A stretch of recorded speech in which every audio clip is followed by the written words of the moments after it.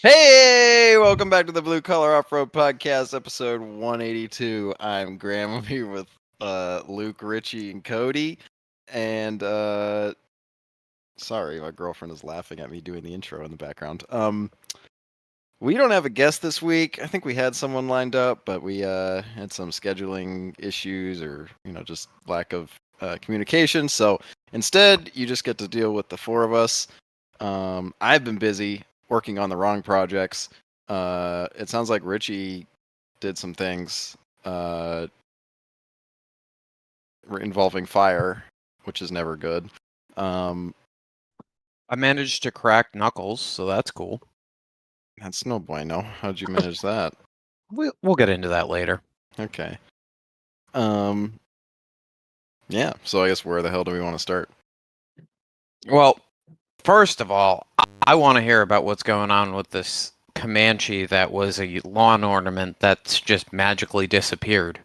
I believe the CGI stole it, but I can't confirm nor deny. I was able to get some CGI pictures of it getting loaded on the trailer. Don't worry. Yeah, about anybody can make an AI picture these days. Yeah, you just have to type in the writing prompt. It's great. So how's that work? Shitbox Cummins, Shitbox Comanche. Very nice trailer. Yeah. The trailer was probably the nicest thing on the road with me that day. That's how it I goes. do That's how it actually should like be. that truck, though. The truck really surprised me. I lost the V-band clamp going from the back of the turbo to my downpipe. So I got a wicked exhaust leak for the last 3 hours of the trip home, and that was it. I was completely blown away. I mean, that's like what, a $20 fix for a good V band? Oh no, I'm sorry. The band itself was still there. It just vibrated itself down the downpipe. Oh. I lost a nut on the clamp, so I just put a new nut on. Losing your nut is never good. I lost my nut so hard. No, so the Comanche is moving along at a pretty slow yet steady pace. I have, what is it? The front axle is completely pulled out of the Jeep because I thought I was going to get away with uh out having to replace every single joint related to the front axle. Yeah, I no, have that's to wishful replace every thinking. fucking joint. Brake pads are brand new though. I Hell was yeah. I was surprised about that one, but I got both the front frame rails stripped. I got the driver's side all welded up. You And start with stiffeners, I assume. yeah. Okay. I'm just doing the stiffeners front to back, and then I'll go back in and start worrying about attaching stuff. Mm-hmm. Did you have to axe murder your control arm bolt hole, or did you line that one up this time? No, so last time, Luke, to clarify, the hole was non-existent. I There was know, I no know. lining it up. I'm But just giving you a hard time. this time I made sure that there was a fucking access hole for the fucking control arm bolts. Wait, there wasn't one on your Cherokee? No, No, there I had wasn't. Oh, no. did It was a he solid weld a fucking stiffener plate. over it or something? Uh-huh. Yes. Oh. And did not notice because so I welded both the front stiffeners on, Graham, Mm-hmm. and then I went to unbolt the fucking control arms. Oh. That's when I noticed. Well, that So sounds like crappy stiffener design in my. I guess not. there was a lot of guess and check for where to cut the hole. And there was a slight miss on one side. One side was like almost okay. The other side was like, Yeah, I don't know how we got that far off. I want to say the driver's side was almost spot on, but the passenger side, I had to hack the shit out of the fucking thing. That Jeep was just a piece of shit. It sure was. I mean, it's literally like in the name, but yeah, that one was But especially bad. on the Comanche, I had to cut off the track bar bracket because it was very shittily welded in place.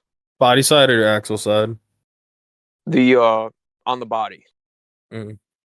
it was very shittily welded in place.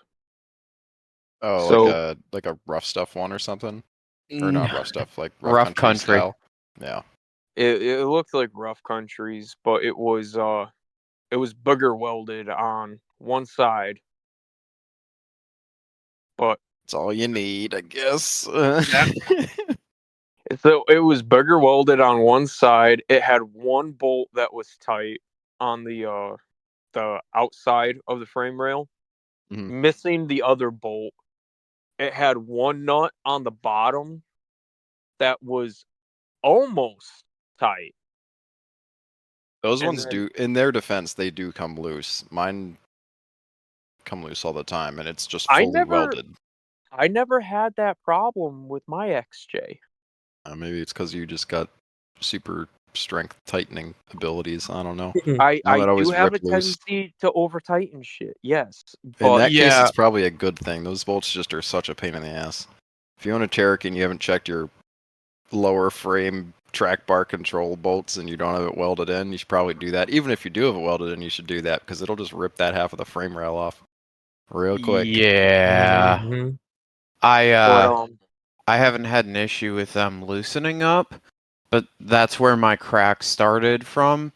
And we tightened those up with a Harbor Freight. They're long 1/2 inch, and we stuck a piece of Dom on there when we did my ton swap. Yeah, if that you lose your unibody real quick if those aren't tight. They were tight. They're still tight. Yeah. And I'm still losing the unibody there. I mean, there's only so much it can do, but you'll lose it quicker if they're loose. yeah, I'm very happy that I splurged for the new master cylinder for the transmission too, because I need a new one now. Oh, it's already Oh. blown out. No, it melted. Oh. Oh. This is where that comes in. Yeah. How do you catch your master cylinder on fire? So I did not realize that on the driver inner fender, all the way under the cowl, was a bunch of dry leaves and pine needles. And Oh. I guess they got a little toasted while I was welding. Because I'm finishing the stiffener. It's like done. There's like 2 more stitches I wanted to put on the fucking thing. I'm like, what's that smell? What the fuck? I stand up and there's like a 2-foot tall flame shooting out from the open hood. I'm like, Oh yeah, fuck. brake fluid. It's not supposed to be flammable, but you know. Yeah. So a little known fact too was I tried to half-ass bleed the clutch while it was on the trailer once I got home just to see if I could get it to move around the yard on its own. And I used ATF because I didn't feel like going out to buy proper fluid. I'm like, well, I'm replacing everything anyways. Who fucking cares? Jesus Christ, Richie. So the master. I don't think ATF has the same properties as .3 or. Can you do No. that?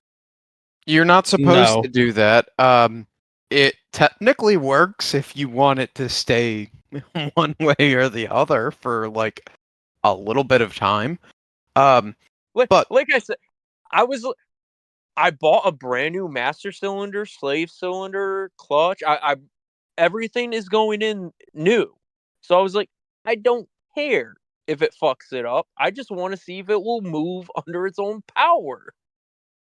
By the way, on that, brake fluid is flammable above 800 degrees, but the vapor is flammable at 250 degrees. So those leaves cooking off, especially if you got ATF and brake fluid in there, nice little blend for a fire. Yeah, yeah, and yeah, half a liter of Mountain Dew puts it out real quick. That's the most Tennessee bullshit I have ever heard, and you ain't in Tennessee. Well, I was drinking a Mountain Dew, so I'm like, fuck. So I just dumped it. Hey, so this is a minor shout out to MJ Crawl in here. Those brackets are real nice and they're real cheap for the QD fire extinguisher mounts. Yeah, I was gonna be placing an order for the fire extinguisher brackets and shit too. That is advisable. I think But it's you know what? It did 517 not fucking Metalworks. help me on Sunday. Yeah, 517 Metalworks. I've got the one mounted in between the seats, and I've got one back by my fuel cell that's nice and easy to grab if it's ever needed. So that's cool. They got cool pins. It's not the stupid, like, pull lever butt plug thing. It's like an actual pin with a detent that you pull. It's idiot proof. And it holds the same as the pull pin thing Yeah, that everybody and else the uses. crazy part is you could have the pin on either side too, because Yeah. not everybody realized that at first. Yeah, I was very special ed about that. Granted, Richie had to tell you could put the pin in the other way. Yeah, well, Luke was saying, well, that's not a good angle for the pin. It's on the wrong side. So I just pop the pin out and put the pin in from the other side, and it goes, oh. yeah. Yeah. This was this was in that whole saga of it not running for the meet and beat and having welded up a bunch of shit on the Jeep to get it to the meet and beat the day before we left for the meet and beat after Mhm. picking Richie up from the airport. We were both operating at peak efficiency. Sounds like it.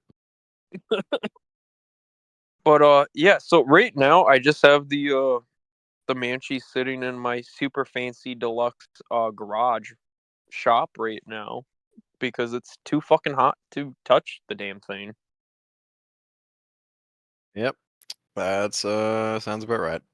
The I have to do the passenger side now, and that's the side that bakes in the sun all days, and I refuse to sit in the fucking sun. yeah, that pop-up setup is I'm not sure if it's genius or stupid, but I like it. It's a little bit of both. I'm not gonna lie, it's a little bit of both, and it only cost like $110 because I had to buy the 2 pop-ups and all the tarps. But I mean, it, I, it I, ain't I perfect. I ripped the axle out while it was pouring rain, and I was able to stay dry. So I'm like, you know what? Money well spent. Yep. Having a cover so the weather doesn't completely inhibit you from working of any kind is the move for sure.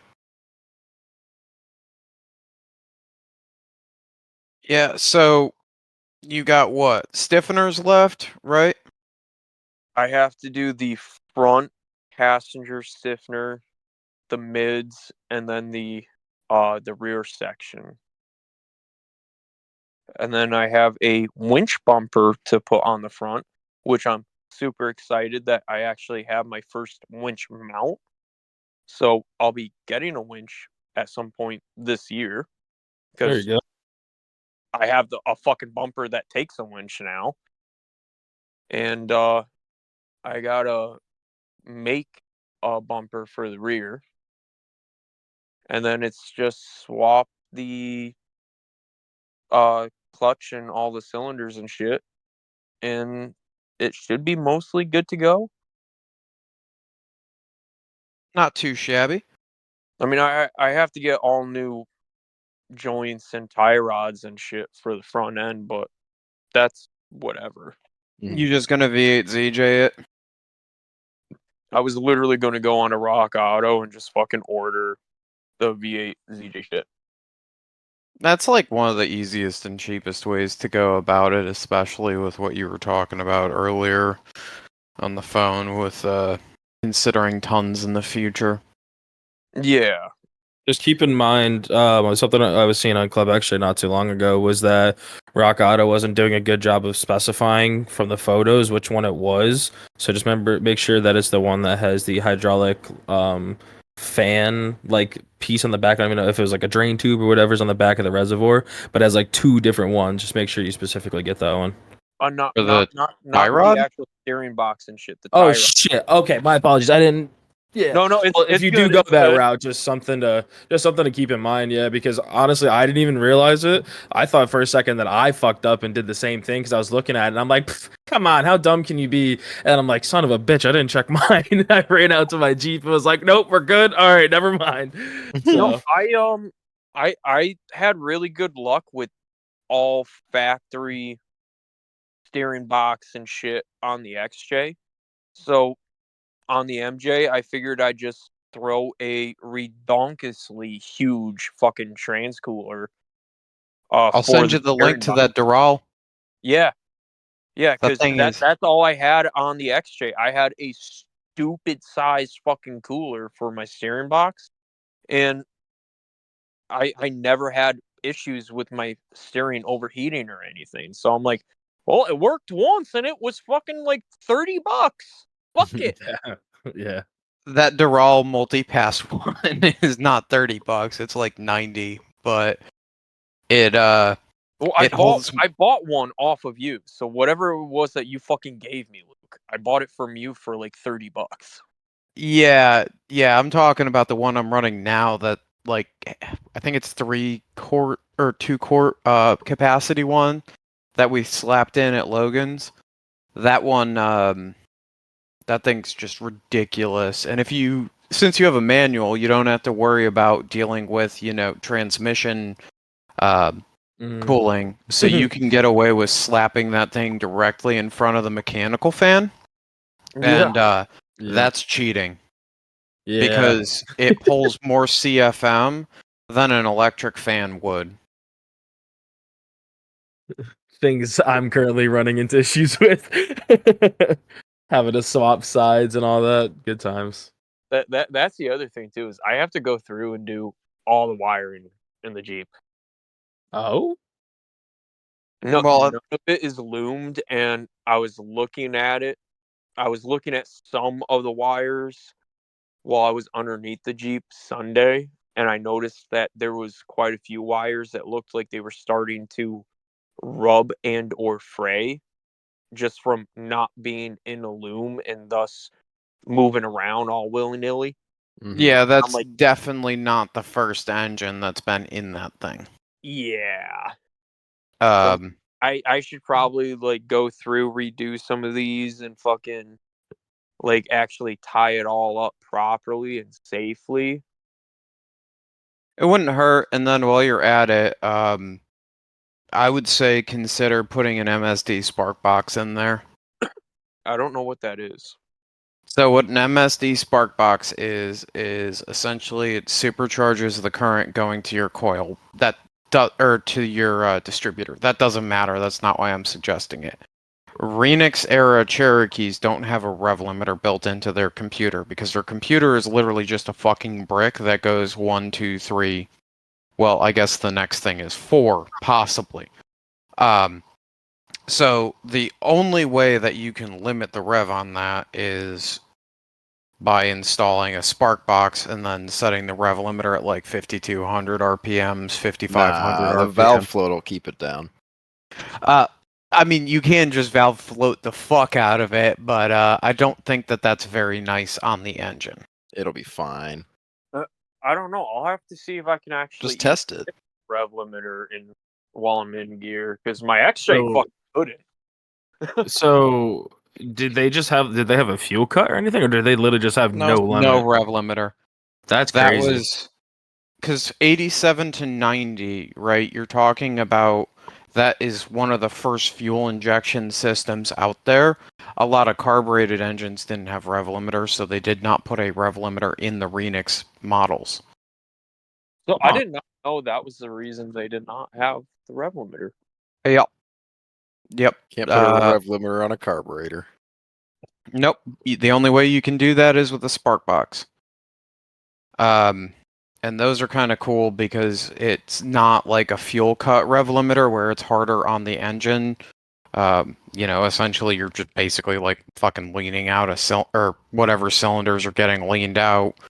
I might be slightly wrong on this, so I'm ready for the internet experts to yell at me. But with the spark cut rev limiter, you start getting into the cool territory where Colin is, where it'll start shooting raw, or it's still shooting raw fuel, but it's just not sparking. And so when they come back, they'll generally pop, and that's sick. So, some food for thought there. But with And- the stuff that I had going on in my personal life and just work and everything, I might not the Jeep might not go to the club trip in July. I'm still shooting for that, but my hopes for it are now considerably less. It won't be worth the efforts anyway, so don't stress it. Huh? It what? Now that I have my own thoughts on that trip, so we're not gonna get into it. But Yeah, you're but good. I still wanted to do it just because I haven't had my own rig out on the trails in like a year and a half. So I was like, yes, it's a good goal to have. That's Yeah. what I'm gonna do. Hell yeah. But I lost pretty much like 2.5 weeks, 3 weeks or so of working on the Jeep because of bullshit. I'm like, well, that kind of like threw a wrench in my plans. Mm-hmm. Yeah, it happens. It happens quite often. These things will, in fact, happen. I get that. We got Logan moved, which was not bad. The Commons decided that it was going to be a pain in the ass. I think I've already talked about it, but it threw the cold air intake, so that was cool. Oh. Yeah, Your what do you mean it threw it? Yeah. it ejected it off of the end of the hose, Oh. like with a big cloud of smoke out the exhaust pipe, so I don't know what the fuck that was. But that's been resolved somewhat. Little shimmying of the exhaust pipe, that's the coupling, and she's reattached. I'm going to be ordering another piece of 3.5-inch exhaust piping that's about 2 inches longer, so it actually goes into both hoses more than a half, or the air cleaner and the intake hose for the truck more than half of an inch on each. Because I'm wondering if that's part of what happened, and it like got I cockeyed wonder if in you there. could just like roll a lip onto the thing and it would help it hold too. I don't know if you did that or if it has something in there already or what, but So I got it off of Justin Wright, the guy that got Richie his Comanche parts, because he needed a Dana 60 stub shaft, and I had a Dana 60 stub shaft, and he's got the same axle. Mhm. So while I was over there, he gave me that and the boost fooler, and it looks like he just took a piece of diesel exhaust pipe and chopped it. Mhm. And it's just too short. I don't even think it needs a lip. I think it needs to have the hose clamp replaced because the hose clamp that's on the truck is shot. And then once that's done, it should be better behaved, but you have to kind of scrunch the intake down a little bit because it's like a 3.5-inch piece of pipe or a 4-inch piece of pipe. I have to measure it. And the actual intake where it loops over the factory air box is a larger diameter, so the hose clamp's just a little bit long, and like you're right at the end of its travel trying to hold everything together. Oh, okay. I don't know why the truck decided that it was going to power puff out like a nice big black cloud when the intake came off, but that was its own little adventure. Let's see. We almost dropped a High Pinion 44 off of Logan's trailer going down the road with me following him, so that was cool. Oh, boy. It got caught by the tied up end of the strap holding it on the trailer. So I went from following at 2 cars to about 12. And yeah. So we got that going on. Logan's new place is not bad at all. I have to bring my shitbox over there, but I cooked the fucking battery in it. So that Yeah, was wasn't cool. you said you were having running issues, and I don't know if we ever covered that. Was that just the battery, you think? I'm thinking that it's the battery. I left my soundbar plugged into the always on and connected to the Bluetooth on my phone without realizing it. Because I would just get home from work, it would connect over there, and like it was set to out of a volume of 30. I think I walked over and it was on like 6, so I wouldn't hear it from the other side of the house Yep. or inside the house. And it just kept the Bluetooth bar on because it's got like a 12-hour window where it looks for signal. So it was just geez. close enough that like me coming home, it was still plugged in. It would connect and it would stay on. Mhm. So I walked over to the XJ and the XJ was drained to fucking shit. And the ground connection on my battery terminal was also fucked up. So I fixed the ground connection. Your battery terminal fucked up. If it's anything like it used to be, it's I can see that. Yep. I took everything apart. When was this? It was during the time that it was at Logan's. Okay, so way after the time I worked on it, that battery terminal, I don't even know how it started the Jeep. When that starter died, I was like, it's got to be this, and it wasn't. It was the starter. Those terminals are 6 years old. They don't know anyone. I mean, fucking shit. I was just surprised they even worked. They didn't look like they were functional, but I'm glad you've changed them. Oh because no, they they're were- still the same terminals. I just cleaned up the wiring. Oh, I good. You just cut- snipped the little like daisies that are hanging off of it. Yeah, Hmm. yeah.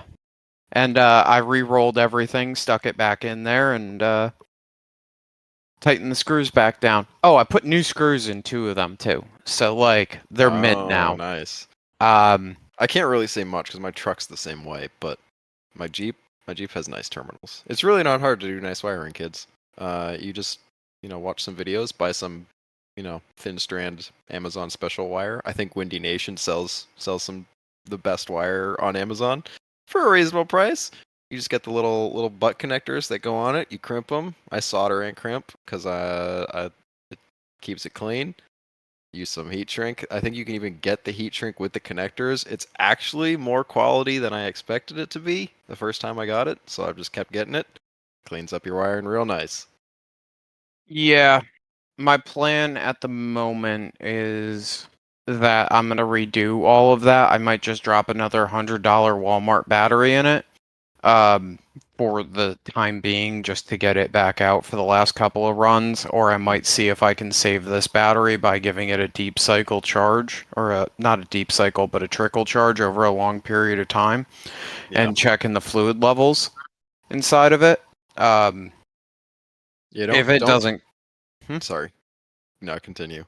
if it I was doesn't smart come as back, comment. I'll replace it, and when I cut the nose off of it, I'm going to just move that back behind the seats and rewire the whole front end effectively, like move the aux beam inside of the Jeep in a protected container, and clean up all of that wiring, because right now there's wires running everywhere to like the fuel pump and the lights that got thrown on to go to the meet and beat. Mhm. Some of that Yeah, shit just needs to get a little cleaning. And it's annoying because it takes more time than you expect too. So just I'd give yourself a couple days and just go through it, clean it up. I mean, me and RJ did mine. It really wasn't like the work wasn't complicated, but it just took time. So Well, it's also like I can go through and just gut a lot of that harness out while I'm in there, yeah, because at this point in time, does it really matter if I have the original equipment fuel pump wiring in there? Not really.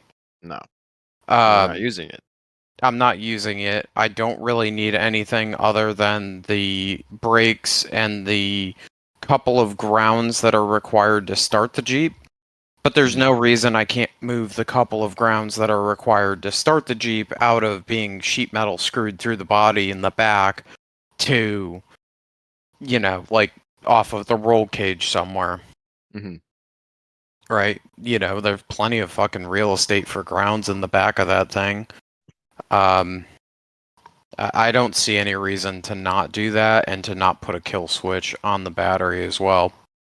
Because that would have solved some of my issues, but my Jeep's not set up to put a kill switch on it, so it doesn't have a kill switch. Your battery's still in the front, right? Yeah. Yeah, you should look at doing it in the rear, since you're already kind of getting to that point. Yeah, that's what I was That's- getting at. I'm yeah, gonna move Sean's- it when I cut Sean's the shit nose. was such a mess when it was in the front, and I just left it in the front because we didn't want to do the wiring to the back, and it was just, at the time it didn't seem like it was necessary, and we moved it to the back, and it's going to solve all of his running issues. It just didn't. That thing's got so much stray wiring doing random things. Like, I'm pretty sure his China aux beam was part of the problem, but I think there was just other draw too. So having it all sort of just be on that switch. I mean, I do it in my Jeep too. Like, I just kill it. Like, I don't even think about it anymore. It's just if I'm leaving it, I turn it off, and it Yeah. I'm getting to that point, or I'm at that point. I just don't want to fuck with it until I cut the nose off entirely and just leave it alone. There are other pressing issues to get taken care of before the Web Wheelers Ball. That's low on the priorities list at the moment. It's not going to stay low on the priorities list. Hell, if I can get the fucking diagrams, I'm at the point with it where I'm willing to gut everything and just go to a custom switch panel on the dash for the ignition, power to the aux beam, all of that other fun shit. Mhm. And then I will say, when you move your battery, it takes more than 10 feet to do it in positive wire. Negative wire, I can get away with 10 feet.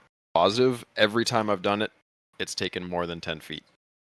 Yeah, I was told that from Logan's experience, he said that his was 12 because he moved his when he did the coilovers. Yeah. Even with mine, with the kill switch sort of like in line with the wires, I think I used probably that much. And then Sean's, it was sort of more heading towards the center of the, like where his cup holders and shit would be. Yeah. And I think it probably took more like 13 or 14. So just keep that in mind, because it fucked me when I first did it, and it almost fucked me when I did it on Sean's, but I already had the extra length that I had not used from my Jeep for when I had to buy that extra 10 feet. So I had it, and we managed to make it work because I had that extra line. But save yourself the headache and waiting for something else to ship to you, unless you happen to have I guess welding wire at a store. It wouldn't be the end of the world, but yeah, just worth knowing. I was like, 10 feet's fine. A Jeep's only like 16, and I'm not even going all the way back. When you have to route it all the different ways, you lose a lot of length really quickly. Yeah, that's kind of gross. Yep. I found mine. I had a sneaky hole I could run it through on the passenger side. It was already through a grommet. I somehow managed to jam both lines through there. And then, I don't know. I think I had my dash partially ripped apart to get it through. And then Sean's, he doesn't have a ton of dash, so I just drilled 2 holes and put the grommets in. Actually, RJ put the grommets in because they were being a giant pain in the ass. And I was like, you have nothing to do. You're going to do that, because it's been just pissing me off trying to get those grommets in. Working with RJ is like child labor, because you can just be like, I can't fit my hands in here. Get in here. And he's able to do it. He was very reluctant to do it. And then he was like, can I just WD-40 him? And I was like, do whatever you got to do to get him on. I just don't want to have to deal with getting them on and having them slide off, because the wire was just rubbing the outer edge of the grommet. So I was like, whatever you have to do. It's not the end of the world if you got to lube them up. And it did it. It was actually really easy when he did it that way, but that let me focus Yeah. on the actual routing, and he could focus on the stupid donuts that wouldn't stay in the firewall. So I need to pull my fucking dash just completely and remove all of that wiring. yeah, it's worth doing. Clean I everything. just, Up. Especially like old shit that you put in. At least in on my Jeep, that was like a lot of it was just yanking out all this shitty wiring I did back when I didn't know anything about doing anything. Would it be worth you and like Luke, or pardon me, Richie and Luke splitting a Cherokee, and then just like I don't know, you taking the interior wiring and then him taking the like engine bay wiring? Maybe if we were in the same fucking zip code. You can ship Yeah. a wiring harness. Yeah, I mean you could. It's not like it's put in a box and send it on its way. I do need to get a new 97 wiring harness, so if anyone Wow. has one, let me know. Because the harness that I have has been through, well, we'll just say that the engine harness has seen some shit. It's been passed around more than Piper Petery or whatever her name is.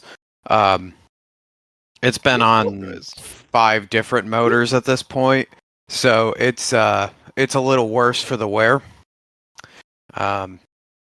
The connectors ain't tight like they used to be, if you know what I mean. So that's like one of my pre-trip things at this point is now I have to go through and check the coil connection, my oil pump, or not the oil pump, my oil pressure sensor. I've given up hope on ever working. So, you know, that motor's mint. So when it just starts knocking, it's just going to be knocking, like a Jehovah's Witness. So Well, I found with those stupid oil pressure, I mean, the sensors are junk. All the part store ones are True. junk. The other thing is it's like a 90-degree elbow before it even hits the sensor, and what Yep. happens is they get clogged. yeah, And they're that clogged in most 4.0s. If you take a pipe cleaner to that little like port and clean it out, from what I understand, you usually get pretty good pressure out of them. I'm not disagreeing. I'm talking about just the connector itself on Yeah. mine. The little tab doesn't like staying closed over the sensor, and so like whenever you fall off of a rock ledge, you just lose oil pressure according to the sensor. It doesn't sound like it in the motor. But you get that lovely check gauges chime all of the time. Mm. It's mint. Mine only does that when I idle for too long. Mine does that whenever I point the nose in the air or whenever I come down off of something hard. So it doesn't knock though. So it must have some type of pressure. So I'm just going to assume that it's the connector because you can just reach in there and with one, like your pinky, knock it off of the sensor. Mhm. So maybe I'll zip tie it at some point, but that's a level. Give it a little zip tie seat belt, just an X. That'll hold it in. Yeah. That's what I did with my AC line, but not that it matters because it doesn't work right now, but it will one day. And then on to the fun stuff. I took a chisel to my knuckle to knock off the tabs that I had welded on there while it was chilling at my house because I've got the bolts that run through the actual knuckles. So driving it on the trailer and unloading it to fix it Friday is not that big of a deal. Well, found out that the knuckle is cracked. The welds that were on there got penetration, but not enough of it. So I'm going to have to completely pull the tabs off, grind the crack out, and just fill that whole area up with weld. And I think I'm going to take some of that 2x2 that's sitting at Logan's and cut it into like pie pieces and stick that into the where the knuckle and the bottom of that joint meet to like double the weld area. The only son of a bitch about that is I have to pull the fucking axle shafts now to actually be able to get in there and weld all that up. Which is a ton of fun. So it's with... the welds. What high steer do you have, or do you not have high steer on? I forget. I built it. Steer? Yeah. Okay. Yeah, it's just factory location, 2-inch spacer that I built out of cold rolled steel, welded to the knuckle, Yeah. And then the upper part was I took some 1/4 inch TMR tabs and cut them to length with a 3/4 hole through them just to double shear it. And Okay. Yeah, box them in or something. Even if you just box it down to the bottom, I feel like that yeah, would help add rigidity. yeah, I got to do that. Or I was gonna take some not DOM, square tube, and just put a big old tie, so it'd be a nice angle that runs out almost to where the Heim is, and help to secure them that way. Mm-hmm. Yeah, 'Cause it really I feel like doesn't. surface area is going to be your friend in that situation. That's why all the kits. That's why I don't like the. Which kit is it? It's the Barnes 4-wheel drive kit. It's just kind of like this post that sits on there, and it's like it literally looks like a 2x2 that you just weld on pretty much, and it accepts the Heim. It's not that. It's a little more complicated than that, but it just doesn't have a lot going on, and I feel like those ones, in my, small pea-brained mind, are weaker because there's less surface area. Because that's actually that's not a pea-brained thought. That's valid. It has less surface area. It's not going to hold as well. All the Yeah. like Artex, I didn't like Artex initially when I looked at it, but having put a couple together and looked at mine, it's like there's a lot going on with them. They're pretty strong. The BP Fab arms for the 04 are the best in my opinion. I don't like the Artex. I like them a lot for the 05 too. They're more simple. They remind me more of the Barnes one, which I don't like. That's my only reason I don't like them. I have nothing against Barnes. I just don't like that bracket. That They make. work. Or Logan. I've seen them on a lot of rigs. They work fine. I just don't like them. I don't have any like valid reasoning behind it. I just don't like them. I just don't think they're strong. Yeah, I'm talking about the Beyond Precise ones. Logan has those on his rig, and they work really well. Yeah, they weld up nice. They look good. It's simple. There's a lot of surface area. Logan messed up on welding up one of them, so like we got a little bit of tweak that's got to happen there, but it's not the end of the world by any means. Interesting and semi-hot take, but I'm debating buying a set of rough stuff, or just going through, reburning them in to go to AOP, and then buying a set of the rough stuff track bar mounts and drilling them out. And using those as... Yep. Using them as, putting them on top of the double shear, weld that onto the bolt mounting surface on the knuckle, and then weld that into the knuckle, so that way you have a channel running all the way back, so it'll tie in more spots, and then take some plate and go off of the sides down to the actual knuckle itself to help contain everything a little better. I don't dislike this idea, but take a piece of rod with a 3/4 inch hole for the bolt. Yep. And drill like a longer one than what you have, probably. And drill through the track bar that you're using as a gusset component. Oh, I guess that doesn't work in your case because you're using that as the... Yeah, if you're doing traditional high steer where it puts them out more forward, I'd say just do a... and this would probably be hell on your Ackerman angle or whatever the fucking thing is. Yeah. Just drill it out for that longer piece of rod and just run it through both of them. That's how the Artec kit works. It's literally that, just with fancy brackets. They just run a pipe through the whole thing. You bolt it down with all the other parts in place, and that's what lines you up. That's what keeps it all centered. Yeah, I get what you're saying. On mine, for that particular location, there's only that one bolt. I'm not changing the Ackerman. I love the way the rig steers. Out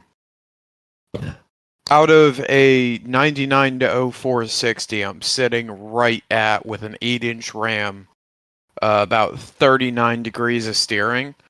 And you really can't ask for much more than that out of that axle. I had to cut a 1/2 inch out of the steering stops to get them to let the ram be the stop. So that's a fairly significant amount in my mind. Yeah, it's not bad. No, it works really well. The only complaint I have with my steering at this point isn't even that it feels dead. It's just that I should have went one size larger on the orbital. Hmm. Uh, Now I'm curious why all of the kits do it extended if people do, if you could just do what you're, oh, I guess you have full hydro, right? Yeah. So I guess, no, but even then you see people with full hydro in the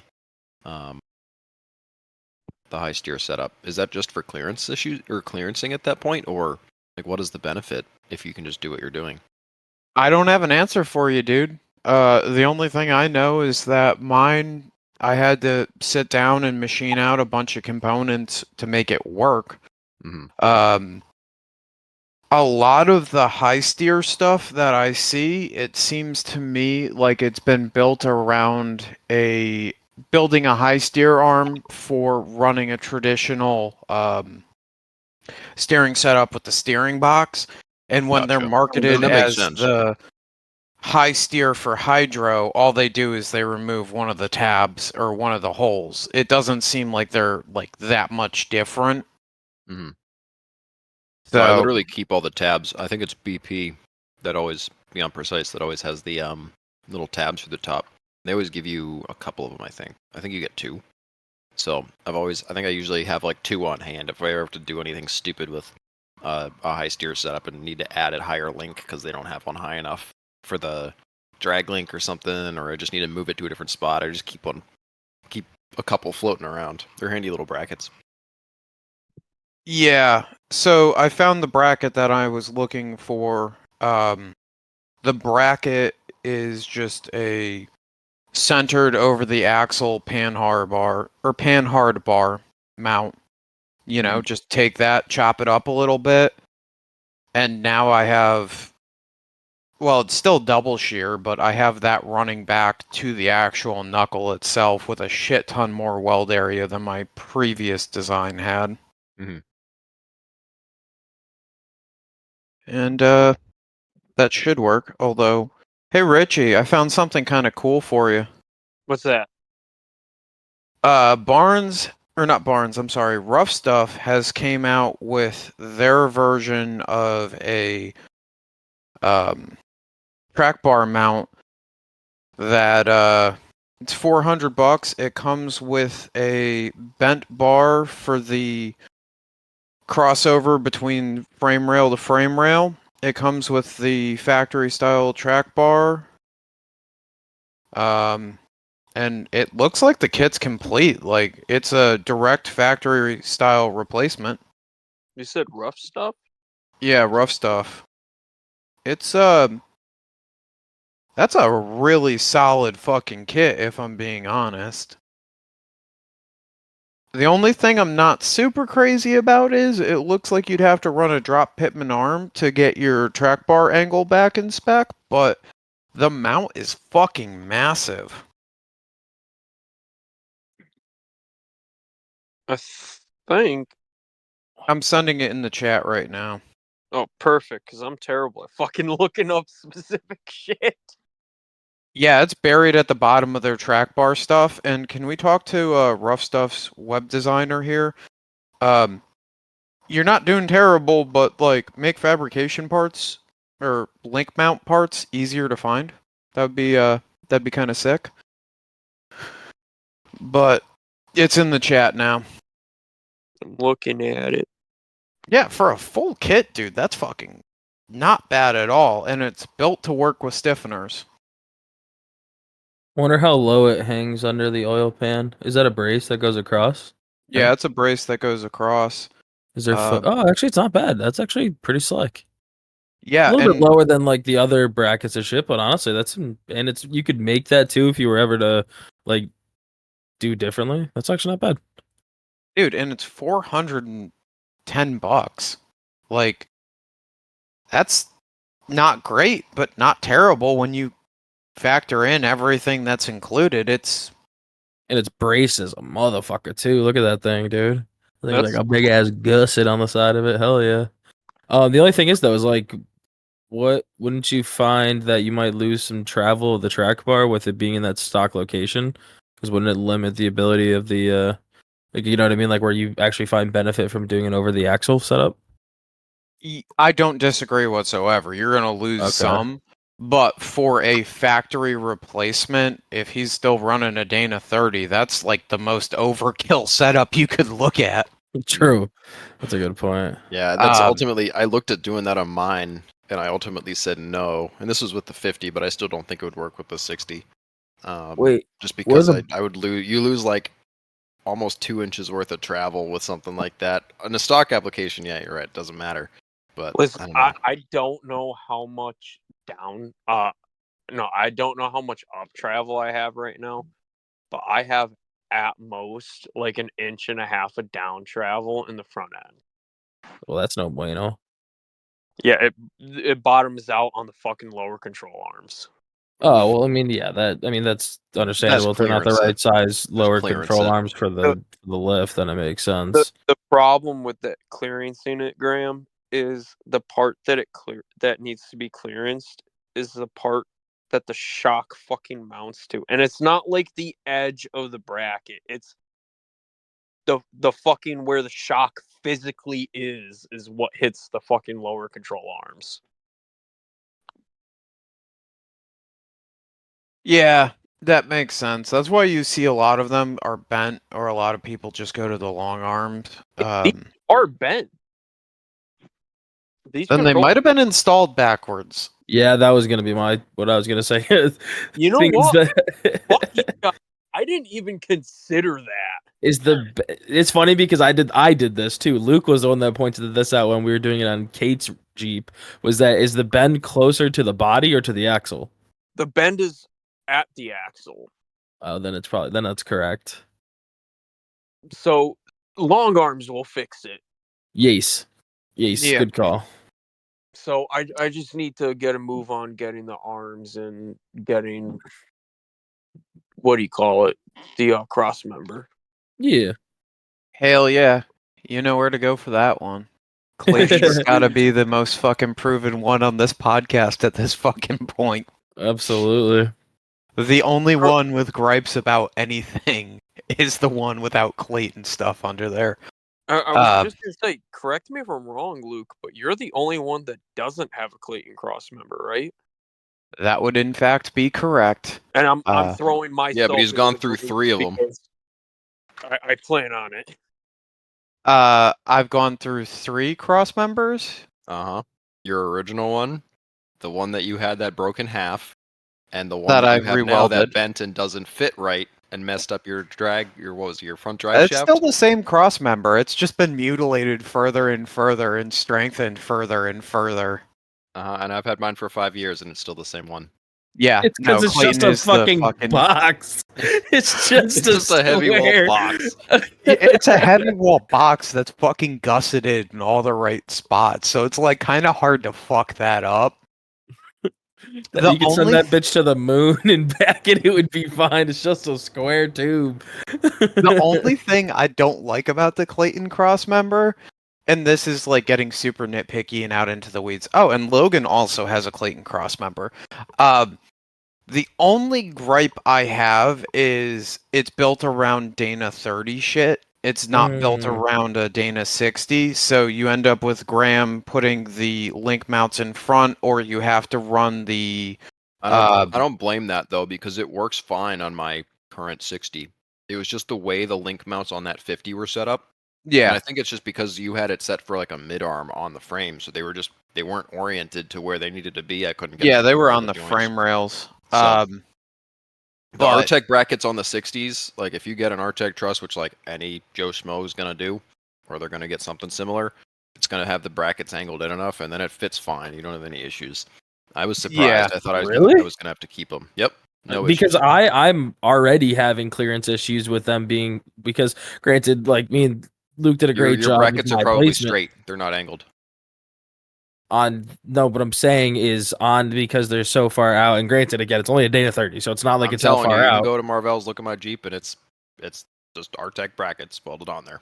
It all works.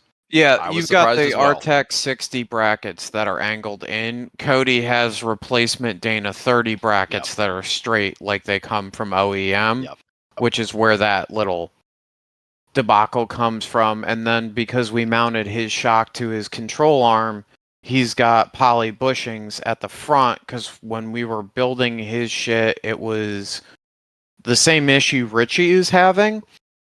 But he was talking, if I remember correctly, Cody, feel free to butt in and tell me that I've got this wrong.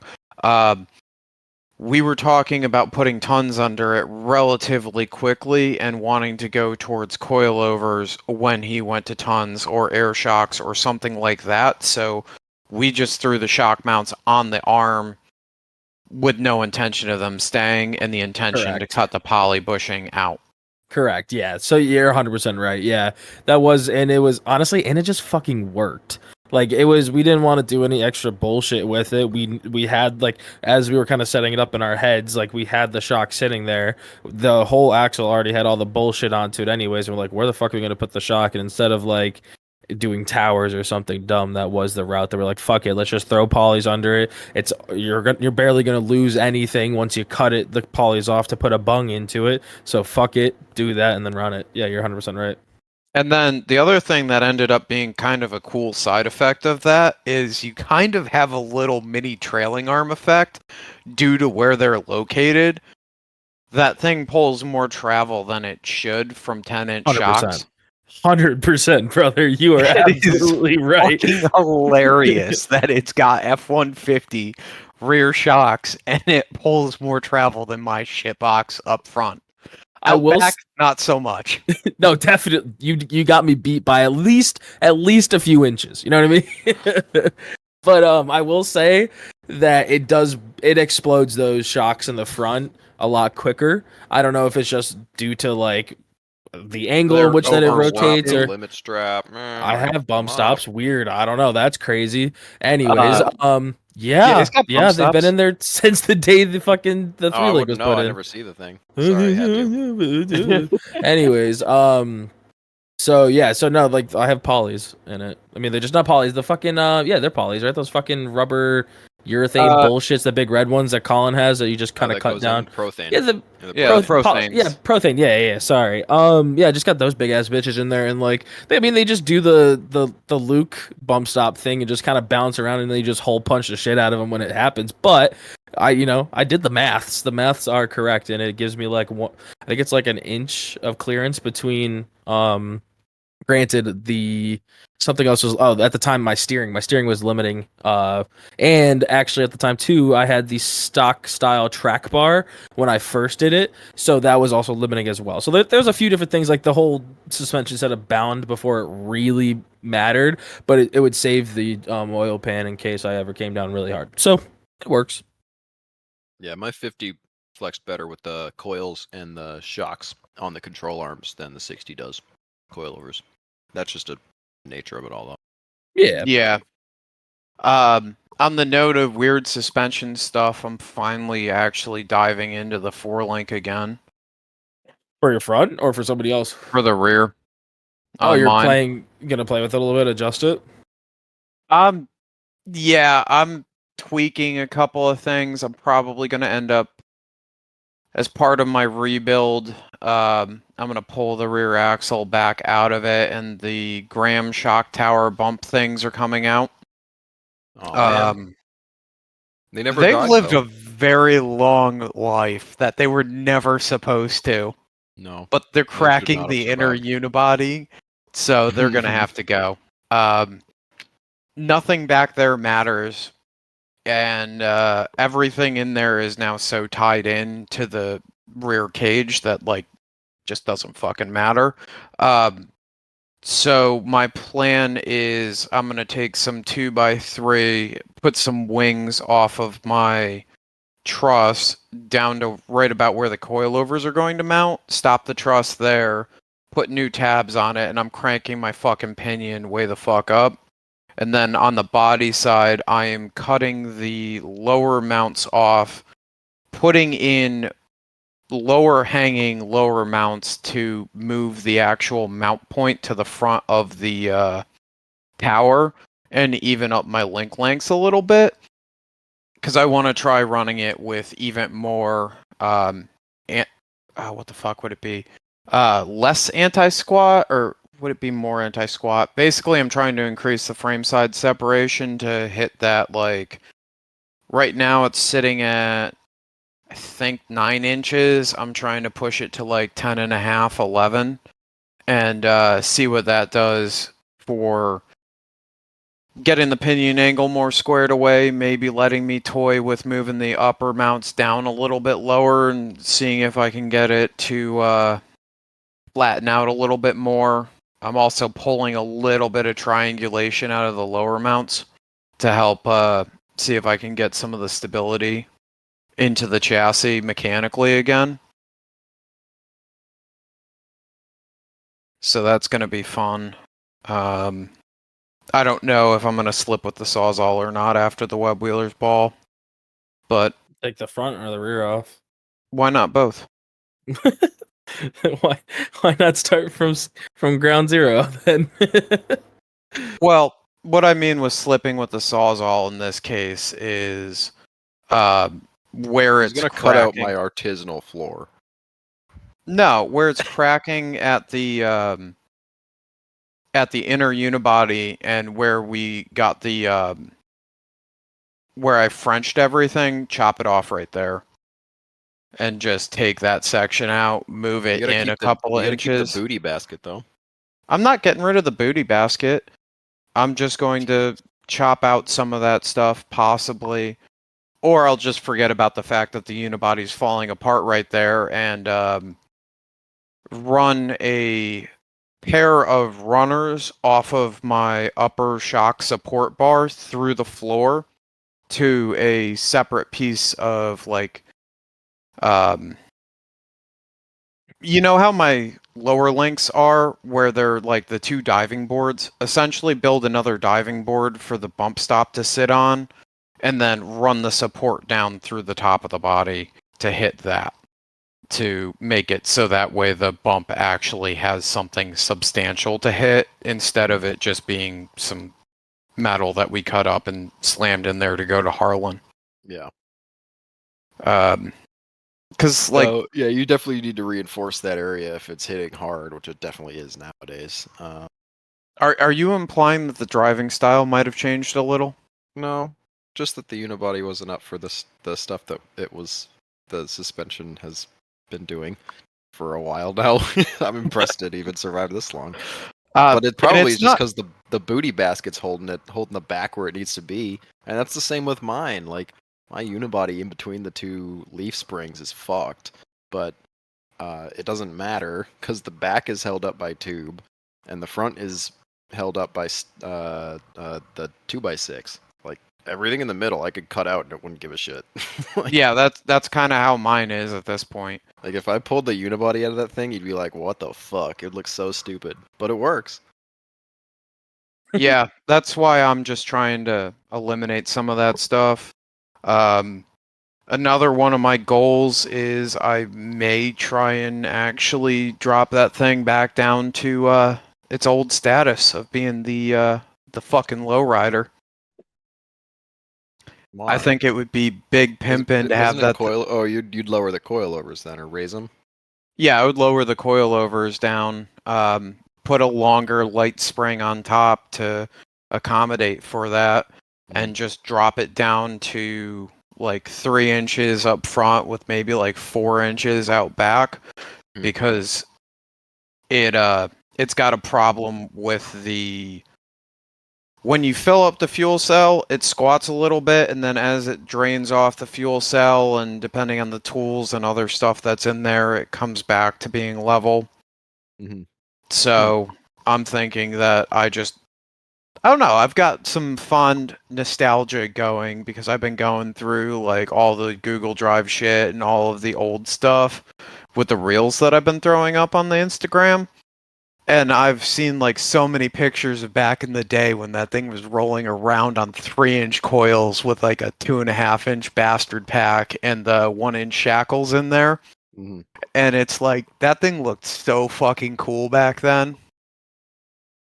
that I kind of want to just do it again with everything chopped out of the way to make it so it'll work. Mhm. And I've also come to the realization, Graham, that a part of your floor might have to go if I do that. That's fine. It Um, wasn't my best work, anyways. It yeah, was pretty good, but I learned a It's lot good. from that one. I learned a lot from that one, and it went into Sean's Jeep, and with Yeah, the tooling and stuff that I have on hand now, I could do it better, but had The to start problem- somewhere. Even my floor in my Jeep, fucking, I hate it. But the problem I would run into if I lower that thing much more is that the fucking upper link mounts, because like I went full Super Autismo and built like a nice suspension under it with a shit ton of separation at the axle. Mhm. It wants to make love to the bottom of the floor. just where your And- fuel cell is. Yeah, so I have to move the fuel cell forward to give the axle some room, and Yeah. but I still, end goal is with Mickey coming out with those 42s for the 17s, I want to lower that thing back down to where it was and slap it on some 42s with the nose dove nosed and chopped off. I've also finalized how I want to do the dove nose after talking with Logan. I really like when people push the headlights in. That's a Mhm. super cool look, but that ain't for me. I'm just gonna cut the grill down the center, or not down the center, but at the outer edges to pull it in instead of doing the dove nose where you keep the OEM headlights. hmm So I don't Um, blame you. It kind of looks a little odd. I don't blame you for going that option. It looks a little weird, and then what I want to do is I want to have my runners come off of the. So you know how I have the double A, right? I want to come out of the double A and meet at the center of the bend and have one support tube running there, a windshield spreader real tight across the top of the hood area. No windshield in it, obviously, because at this point it's just a fucking shit box. And then off of the bottom of the spreader, that's where I want to run the front tube for the support tube all the way out to the front, and then just blast it straight through the header panel, rebuild or like cut my current fenders up and sleeve the fenders back onto the tube work. But other than that, I'm just giving up on trying to keep the old turn signal and all of that shit. Like, it just doesn't work for me with what I want to do with the rig and how far I want to narrow the nose in to get clearance with the tires I want to put on there and with the way that it's currently set up. And then I want to flip the Hellas and put them on a chase bar style mount, similar to like the old Ultra 4 and Baja trucks had, and just use those as my quote unquote DOT legal headlights for when I drive it on the road. I feel like that could look really sick and be like a nice little throwback to some of the early Ultra 4 stuff and some of the early Baja days where everything was just all fucking blocky tube work. And I really like the way that it looks on my rig specifically. Everyone else can do their own thing. I just like that gritty old school look with mine. No, I think that'll look good. I agree with you. I think the headlights, when you tuck them in, it just makes them look like a bug. Yeah. And it just looks better when you keep the proportions and just cut what you don't want out. It also. when- Sorry, go ahead. No, I was agreeing there, and then I think the lights, hanging them in the bumper towards the middle, just make them clearly like this isn't, don't try to fake a factory headlight feel out of it, right? Oh, It doesn't sound fuck like what no. you're trying to do. Yeah, like That's just not my rig, though. Like, No. my rig it's always been function over form. I don't really want to try and, like, make this weird fucking conglomeration of trying to get it to like look right. Brandon Carroll did a really nice job on his last build that he Yeah, did. the red with- one. I think it came out nice. That looks sick. But there's just a point with me where I hit like that's cool. I kind of don't care about that on my rig though. Mm-hmm. Like the amount of time and effort that went into that can be thrown into rebuilding the track bar how I want to rebuild the track bar because I'm keeping my 3-link.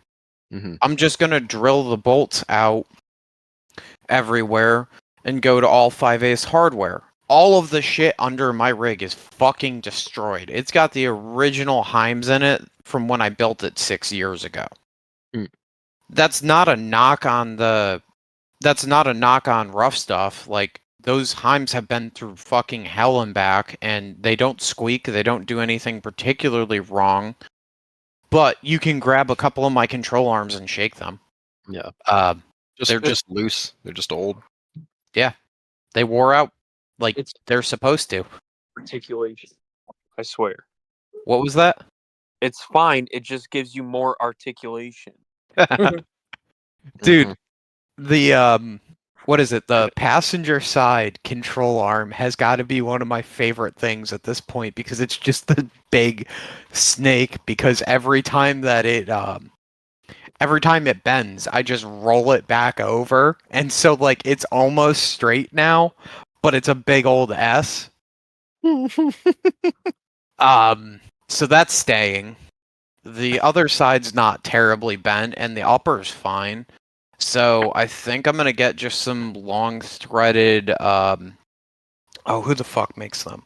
I think Barnes makes them, where they're the Heim joints with the longer thread on them, and I'm just gonna punch the nose out another 2 inches. You know, what's an inch more thread showing when they have a 6-inch long shank on each side, right? I can just slap that in there, and then I really like that rough stuff setup. So if I go and build a track bar setup, why not just bend a support similar to that and put it where it's much further forward to match where the axle position is? Because, like, it doesn't matter. There's not going to be anything there for it to touch. I can just push it out of the way of the tire. Mhm. And I don't think running a minor bend in it would be that big of a negative if it was to help it line up better at the axle.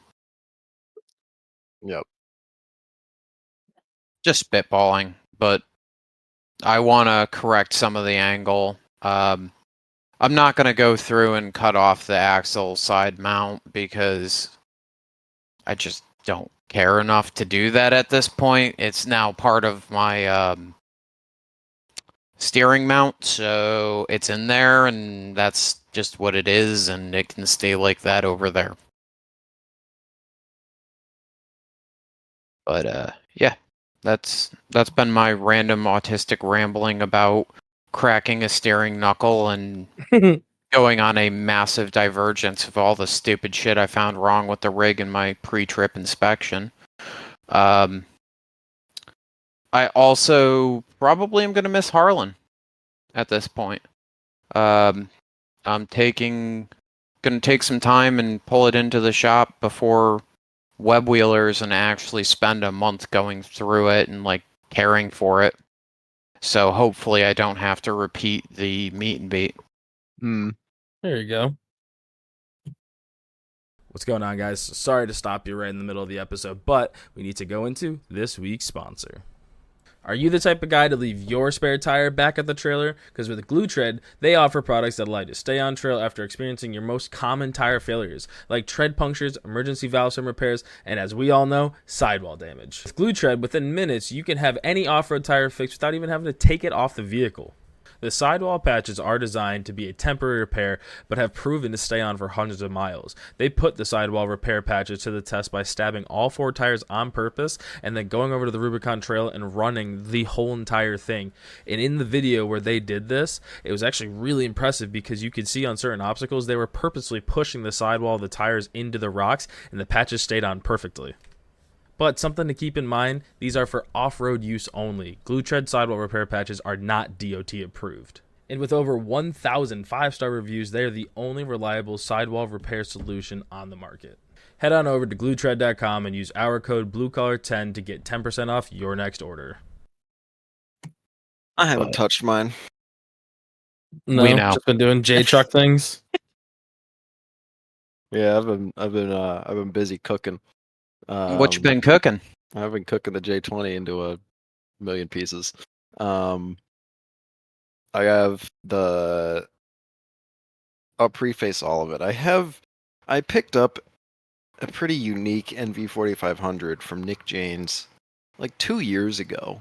He had it for sale. I was like 10 minutes away. It was for a good price. He basically wanted the price of what the advanced adapters brackets that were on it. That's what he wanted for the thing. So I was like, I'll take it. No questions. I went up, grabbed it, and it sat for 2 years. I always had like the vision that it was going to go on the J20 like from the beginning. I'm pretty sure I told him that too. Like this is what I was, my intention with it.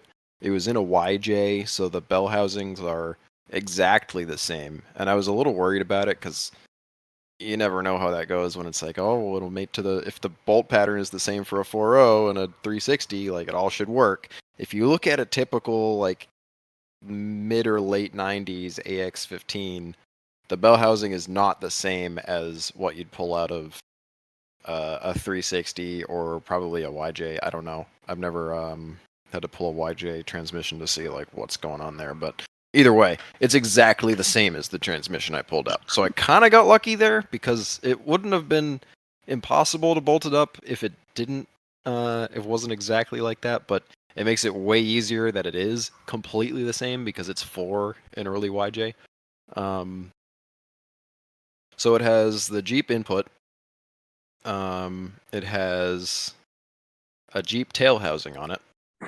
It's a Dodge transmission with the Chevy first gear, so it's a lower range. Like it's set up for a crawler. Obviously, I'm not really going to use the J20 as like a crawler, at least not unless I find out that it's completely rotted and destroyed, and then maybe we'll think about it. But for now, it's not what the goal is. But it's a transmission that'll bolt up to it, and it will be cooler than the 727 that was in it. So I have that all out.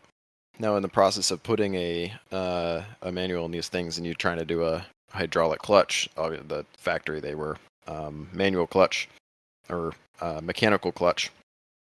So issue you run into is the booster is right where you need to put the master cylinder. Now I happen to have a 2001 Dodge truck that I completely ripped apart and saved the hydro boost from. So it's getting hydro boost.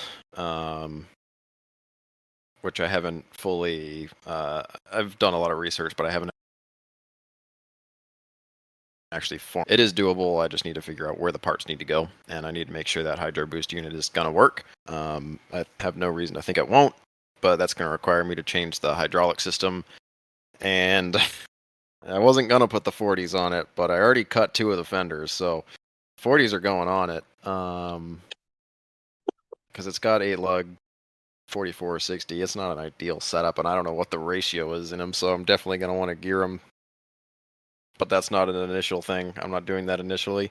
I have other axles to put in it to gear it. For now, we're just going to run it with what it has and see how bad it is. It has the Chevy first gear. It might be fine. It's got a lower first gear, granny gear. Granny gear only helps getting off the line. It doesn't help you maintain anything. Hey, it's fine. It's got a 360. It'll be mint. The only 360 ever that makes the Dodge 360 look like a workhorse. I don't know. I beat the crap out of that motor in the time I've driven it prior to all this, and it's held up. It's not the fastest, but it does have it has the Holley on it, which was another reason I was ripping it down, was because the exhaust on it was just totally smoked, and that was messing with the sniper system, which I bitched about before. I'm hoping that by putting changing some things up, making the exhaust more reliable, that it's not gonna just immediately break and pull air and give that O2 sensor a shitty reading, because it has to be like past the downpipe, and it would always have issues with that passenger side collector, which is where that O2 sensor is. It would loosen that up. It like bent the fucking flange, so it was always leaking. There was no way you could get it tight to not leak, and it's just inconsistent. Like Cody rode with me when we drove it to the shop. It's like it's fine, but then sometimes you'll be taking a turn or like coming up to a stop and it'll just stall. It just doesn't, it's just not. It's not consistent, and it's 99% sure. I'm 99% sure that's why. It's because it's just reading awfully from the O2 sensor, and it thinks it needs more fuel or less fuel, and then it just doesn't know what to do. It can just never can settle because it's not consistent.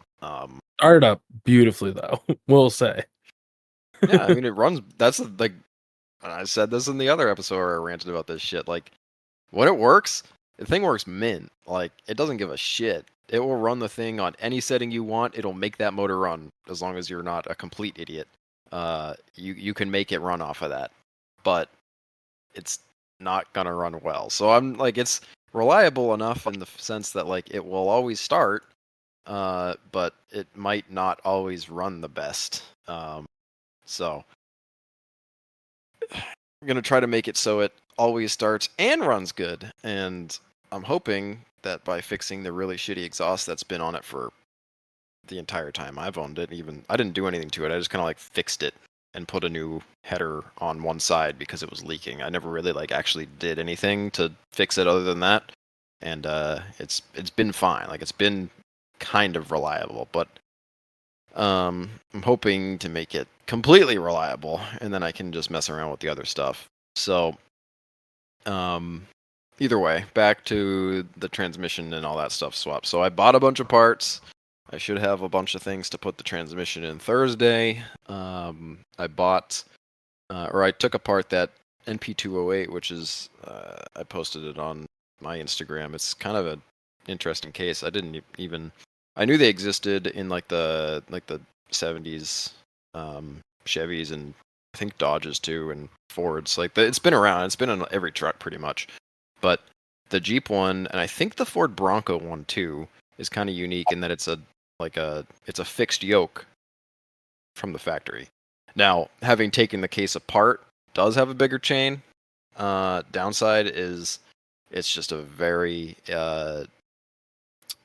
early iteration of the Orlo and high range shift forks. The high range doesn't have any plastic pads, which is good and bad. It didn't look like it was too bad. My low range, though, and the reason I took this case apart is because it wouldn't stay in low range, is completely gone. There is no plastic left. I didn't even know what the thing looked like, so I didn't even know what to buy. Now, I did some research, and there's sort of two iterations of it. There's two types of planetaries. What also is interesting is the planetaries in these things come all the way out. Like, you know how the ring on the 231 is a fixed piece in the case? Yep. Well, this isn't. The whole unit comes out, and you actually, when that planetary slides over this tooth gear on the back side of the housing, and that's what holds it. Now, it's probably weaker. I have no doubt it's probably weaker than a 231, but that part is at least. But it's kind of neat and interesting. 2.6:1 ratio in low range, so a little bit less than a 231, but for what I'm using the thing for, I don't care. And I thought it'd be an interesting case. And when I compared what it was going to cost me to get a 231 from someone that isn't completely smoked or needs a rebuild, and get an SYE for the thing, I could buy the parts that I needed to fix the thing on eBay and the adapter for the same price or less. So I bought some Chevy, I think it's Chevy, components, because the Chevy one actually has a metal slide, or a metal shift collar, so to speak, on the planetary instead of a plastic one. and the actual shift fork has plastic tabs like the newer cases have. Now, I don't know if it's going to fit 100%, but I'm hoping that, and nobody's done it. Nobody's ever swapped them, at least not on the internet that I could find. So there's no experts I can relay to. But I'm hoping, and in theory, it should all just work. And I should be able to take the Chevy parts, put them in the Jeep 208, and get a part that's not going to die in the same way. Like, it might still fuck up, but it's not going to be so stupid like what I'm dealing with now. But I mean, you can save all those plastic parts as long as you just keep fluid in the thing. So I'm hoping I can do that. I can keep fluid in it and not blow it up. And assuming that those parts work, I'll be in the clear. If not, I'll just buy the right part. You can get, it's called like an annulus gear, like input shaft web or something. I forget what it was. It had a goofy name, and it's a part of the 2-piece planetary annulus gear, which is just wild. But yeah, that's what I'm wrestling with on that right now, and it's gonna need little stuff here and there. But I'm hoping with the Hydro Boost, I have to mess around with the hydraulic system. It'll probably need hydro assist in some shape or form. So I may just have to bite the bullet on that and do that, but I'll probably roll it out of the shop without it, see how it is, and then go from there. Because I don't want to have to put it on if I don't have to, but it's probably going to want it. I don't really want to spend any money on those axles if I don't have to. If I have to do anything, I'm just putting the other axles in. But are you thinking just to drive it on the street you're going to want to add it, or are you planning on actually kind of wheeling this every once in a while? You just kind of ease of use? Maybe, but probably not. I mean, not unless that dump bed goes away, because the other component to this is that dump bed messes a lot of shit up, because it's got the body can't go any lower. Like, the bed can't sit any lower. That bed probably doesn't have a ton of life left in it. There's a lot of Bondo in it, and it's got a couple questionable spots that may not survive for much longer, especially if it's in a daily driver application. And It seems like you might need to start throwing some tube at it. Well, I'm gonna make it cool and have fun with it first, and then see what it needs to work. The thing is, I haven't worked on this thing in basically since I bought it, unless I had to do basic shit like why won't you run? Make it run better. Why is the cab sitting crooked? Oh, because you don't have a body mount. Let me build one in about 30 minutes and put it in. Like, I've never actually spent any time on the thing other than what it absolutely required. So, I've had Curtis was giving me shit because he's like, "Is your Jeep ready?" I was like, "No." I'm like, I haven't worked on this thing in years, and the Jeep's not pissing me off. I just, the fix is simple. I've just had other stuff going on, and I've been working on other projects. You buy all of the parts already, or most of the parts for the Jeep? Well, I mean, yeah. I've got the things in motion. I have to take that box out and see fix the sector shaft and see if it's even worth reusing it or if I just tap another one. So I have to take that out. But I mean, it's not anything crazy, and I'm just not in the mood to work on it after working on a Cherokee for Sean for quite a while, right? It just wasn't what I wanted to work on. And then the Dodge is giving me all sorts of problems. The fleece pump, and it's ripped off in the tank. It's still driving. It's still fine, but it's doing what your fuel pump did, Luke, except it actually still works. But the only reason it still works is because it's got like plastic lines that go to the bottom, but it basically broke off the bottom and it's just floating in there. So that's I have obnoxious. Yeah, it's a $1,200 fuel pump that they didn't build right the first time, and now they've since made a new design, but no, that just kind of irked me. So I have to take my bed off the Dodge to actually fix that. The transmission, and you got to drop goofy. the transmission pan. Yeah, I gotta drop the trans pan to just do that stupid shit, but it's still driving fine. I don't give a shit. It's just that It sounds so fucking terrible. Well, it really isn't that bad. Like, I don't know. It's definitely not clutches. The fluid isn't burnt. It's just shifting like garbage. It just doesn't like staying in second. Not because of clutches. It doesn't like staying in second because the fluid line pressure that the governor pressure sensor is reading, or however it's controlling that. I believe first and second is all hydraulic controlled, However it's controlling that, it's not doing the right thing. So, from what I understand, that's most likely governor pressure sensor. And I got that one off Rock Auto, and it definitely was an OEM. So that's definitely the problem. And as long as you know how to drive it and you don't drive it like you just foot to the floor everywhere, or only you foot to the floor to get 20 miles an hour, and then you let off, and it shifts every fucking time. It's not a major problem, but before I can even touch wild. that, I need a reliable, like semi-roadworthy vehicle, and the Jeep ain't it.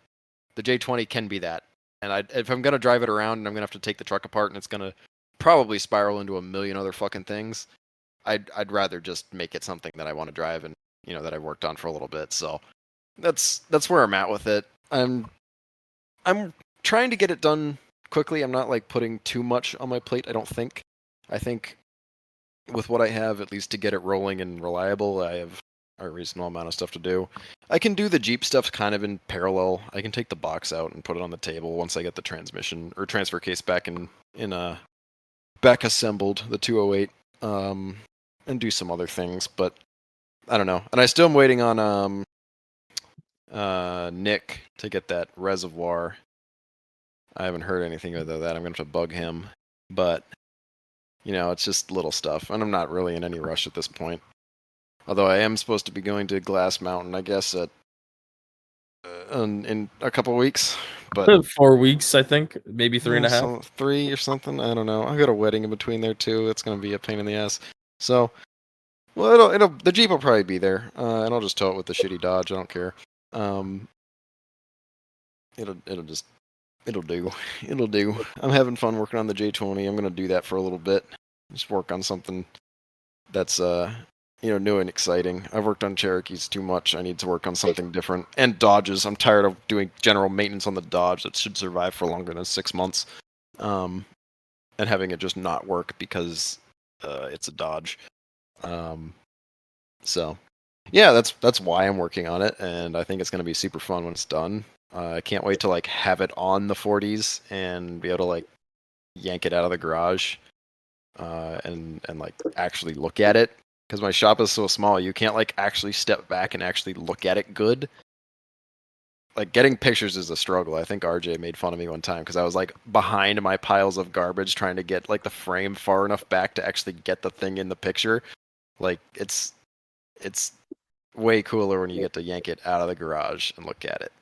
And I think it's going to be sick as soon as I do that. So I'm excited to see that. What Yeah, clutch are you going with? I might have missed that earlier. it's just a loop clutch. I don't know. I think there's some goofy special clutch you need to use with this specific adapter kit.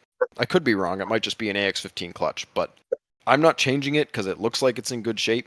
It's a loop clutch, so I know that's like I good enough for stock fucking power. love the luck. I think it is. Yeah, OUK. Clutches. And I Yeah, I don't think know. they're I've never had a problem. German.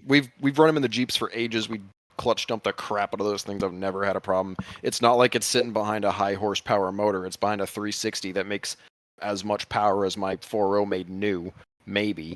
Yeah, mine's finally starting to slip, but like it's outlasted 5 motors or 3 motors, I suppose, since I did the manual swap. So like, I really can't fault the $180 clutch for starting to slip after what 5 years. The other 4 thing is I'm trying to not years and- spend a ton of money on like the little bullshit. Like I'm spending money where I need to. Like if I need an Oh, the adapter, little bullshit's always fucking stupid money. It's like, yeah, but if I can avoid spend like that's the same like with the Hydro Boost. Like would I do Hydro Boost if I didn't have one on the shelf? No, I'd keep the booster and I'd run a remote reservoir. yeah, that makes sense. Clutch. But like if I have it, I'm gonna try to make it work, and I will just buy like I can buy $10 fittings to make that go to an AN line, and then I can put something on it for to make Dude, the lines go AN into shit things is and- so fucking nice. It just makes it simpler. And if I'm gonna do that, I'm just gonna do it. And I want to do it on the Jeep too. Just port the box to AN. And the J20 might actually be like where I test that before I do it on the Jeep, because I probably will have the J20's hydraulic system sort of in the spotlight the same time I'm doing the Jeep shit. So I may just get the same fittings for both of them because they do make them. You can get an AN, I think it's No. AN6 or AN8 for the steering box ports, and you can just get an adapter and just clean it up. And that's what I need to do in the Jeep. Like the Jeep, I'm so tired of the factory lines. The They just- only thing that scares me with that, right, and this is where we're getting into the autism with tool and die making, is that the AN threads are designed to push the cone together, right? The threads themselves are not designed to be a sealant. It's supposed to push the two mating angles together. Yeah. So I would be worried about running an AN thread and trying to have just the AN thread hold back the pressure with no shoulder to seat against. Because the area on the box where you're tapping into... Well, the AN is only on the outside. The inside is whatever the fitting's supposed to be. Okay. And I don't know how it actually. I don't have a fitting. I did order some. My bad. I thought you were talking about when you drilled and tapped the box. No. Yeah, no, that's where. MPT. But you can That's understand MPT. where I was going Yep. with that then. Yeah, no, the fittings that you need are fucking M16.5 with an O-ring and Yep. M18.5 with an O-ring to AN6. Yeah, and I think I have a set of 2 of each in the cart because I'm 99% sure the J20 steering box uses Yeah, the that same stuff fittings works awesome. because it's I an have that 87. on the I have that on the pump on my ship box to convert it over. It's the same size as the factory steering box is, but Mhm. it's just on the pump out of that stupid fitting that's on there. Yep. So those things are cheap. I think I ran the Power Motorsports one or whatever it is. It was like $20 shipped to the door for that with the O-ring, and I should have bought 2 because the shipping was half the fucking price. Jeez, yeah, I don't know. I got to like sort of put the piece list together, and if I'm gonna like the J20 is just absolutely no way to accept, or at least not that I know of. I don't even know how to if the pump is gonna be. I imagine it's just a standard 3-bolt pump, but I don't know for sure. I have no clue. And that's kind of the fun of it is I just don't know enough or don't know a lot about it. So the only way to know, at least in my mind, with working on it, is to take it apart and be like, oh, so that's how that is. So that's been a lot of it, and it's been refreshing because Cherokees, I know every stupid little part on it, and it's very monotonous. And I like working on Cherokees, don't get me wrong. And I especially like doing the custom stuff on the Cherokees, but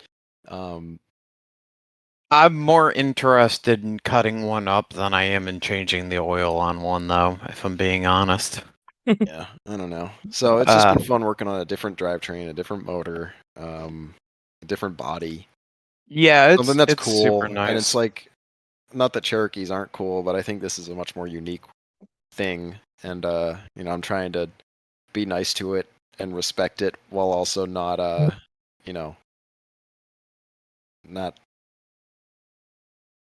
not gonna just keep it shitty or keep the parts that are there just because they're the parts that were there. And the other thing is the truck is not, it hasn't been babied its whole life. It was for a while, I think. There was a lot of work put into it at some point, and then there were a couple owners they kind of trashed it.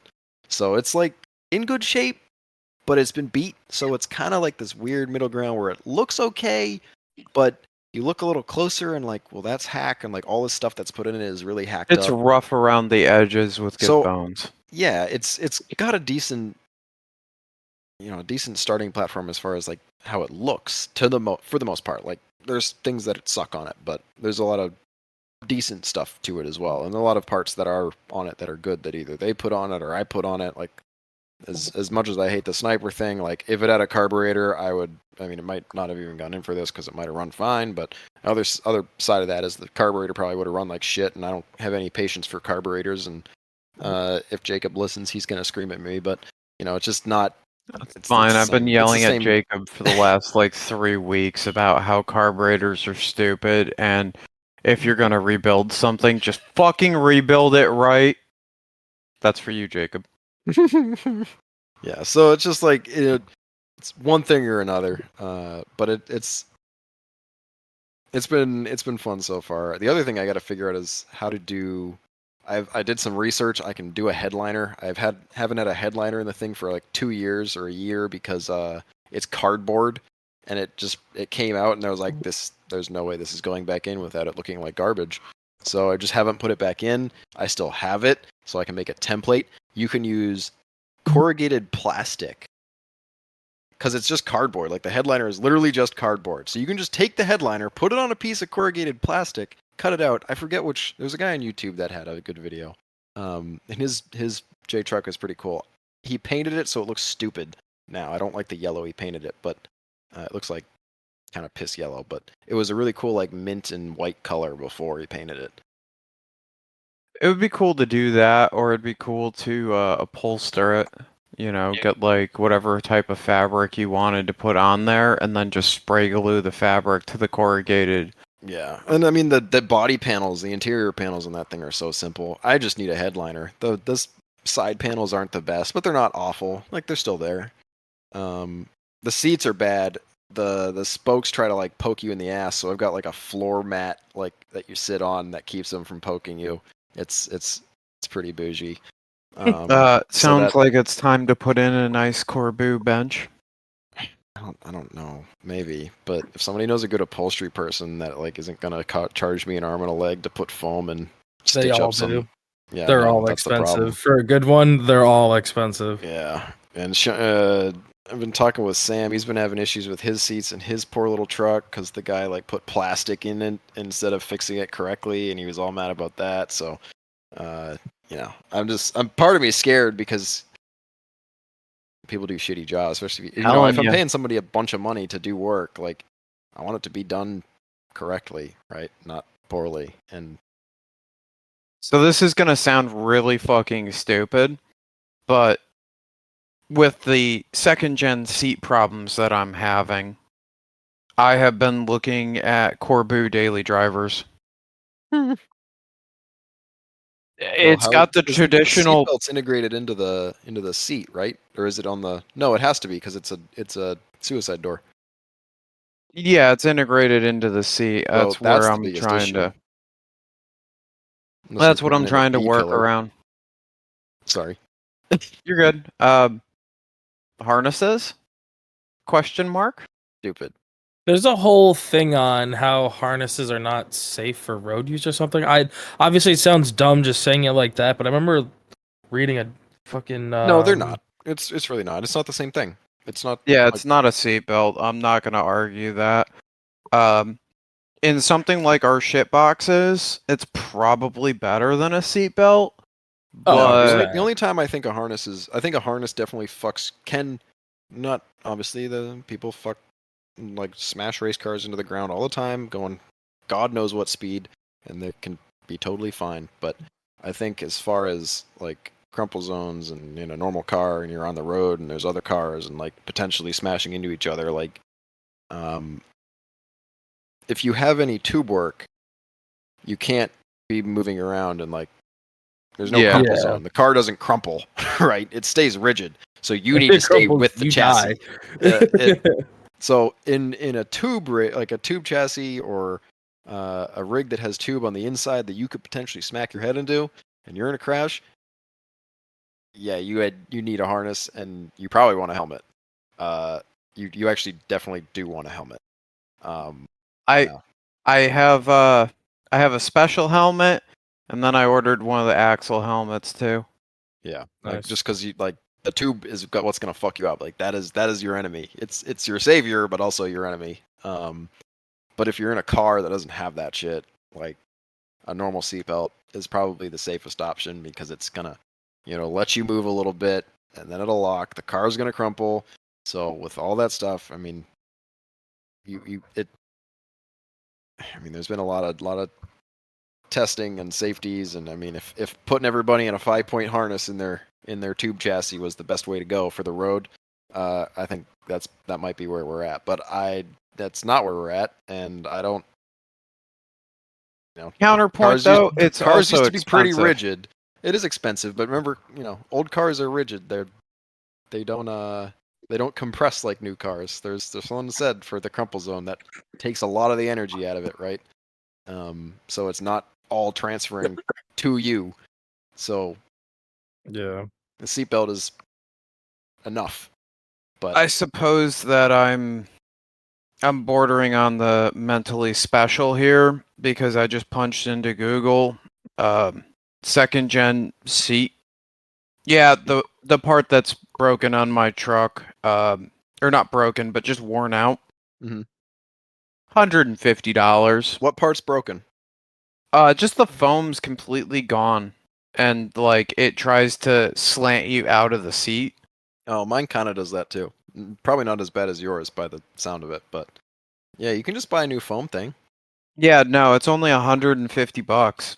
Like You just do that. I didn't need that. that's probably the direction I'm going to do. Yeah, let me know how it is, because I got to do that on mine. I got to get a seat cover Listen, for the driver's listen, seat. listen. That's very low on the priorities list. I have a sticking number 5 injector that needs replacing. I Oh, ordered trust the me, it's low on injectors. mine too. I need a fuel Um, pump, and I need a transmission or something. Yeah, yeah. I feel you there, dude. Because I have to before the web wheelers ball, I have to put in the injectors. I have to put the caveat thing on the dash because it's finally pissing me off. Like a chunk broke off, and I was like, okay, cool, you have to get fixed. I have to put in the Raptor pump because I am not going to run a questionable VP across country with bigger injectors without, some like steady fuel supply going to it. I feel like that's just a recipe for a disaster. I don't know. Uh, If you don't know the fuel pressure going to the pump, you're golden. Uh, It's when yeah, you know sure. about it that it's a problem. That's how I've survived. And then after I get all of that stupidity done, there's just some minor quality of life things that I want to check on the truck, like make sure that the wheel bearing's not about to explode before I drive it cross country or partially cross country. Yeah, it- just jack it up. It'll be obvious if they're fucked. And it definitely needs fucking boost gauge because right now it has a hose clamp as a boost regulator. So I kind of want to know what's going on in there. Also, it appears that I am not buying that. Oh, Richie dipped. You said It he'd be right appears back. that I am not buying Tim Gibson's S363 because when I talked to Thoroughbred, they were like, "Yeah, that's a great turbo. We suggest that you go with our Stage 2 VP, and we suggest that you put 150 horsepower sticks in." And I was like, "Fuck that! I am not putting a $3,000 VP on this truck." And I am not putting 150 horsepower injectors in my daily because I am a fucking pussy in that regard. Valid From what answer I've- though. and I could be totally wrong here, and maybe there's some diesel heads who will tell me wrong. But from what I understand, like you don't need a special VP44 to like make moderate power in the things. Like you only need, and even like making more than moderate. Like I don't think it's You- something that's worth changing. I could be wrong, but like you don't have to go like stupidly crazy. no, I but don't even there think you need a are, built one. I don't think you need a performance one. I think a standard one that's been rebuilt in 90% of the cases is probably enough. There's a couple of things that they do because my dad's got the industrial injection and he's been through 2 of them that just get done for like longevity. And they push like an extra 50 horsepower or so out of the pump itself. And those are like right at $2,000. So it's not an unbearable amount extra over the, what is it, $1,500 for a normal VP. I don't know. So I got for- 3 eBay. I got one off a junkie truck, one from eBay, and it's I'll take my chances with those before I spend $1,500 on a new one. I can't fault that logic. I'm just trying to be a little bit proactive because the more If I give time them 2 cores, spend- is it only going to cost me like $500? I mean, can do that. maybe. I don't know. I really fucking like this truck. Like, more than I thought I was going to. So I'm trying to keep it somewhat nice, and like I want to see this thing go to 500,000. They're fun. I like mine. When it's not It's being a so piece of shit. Stupid. No, I This think they're thing fun. is like amazingly retarded. It's great. They're You loud. hop They're in it. slow. They're kind of Y- uncomfortable. And it's just fun. Exactly. And the AC throws fucking ice cubes. It's amazing.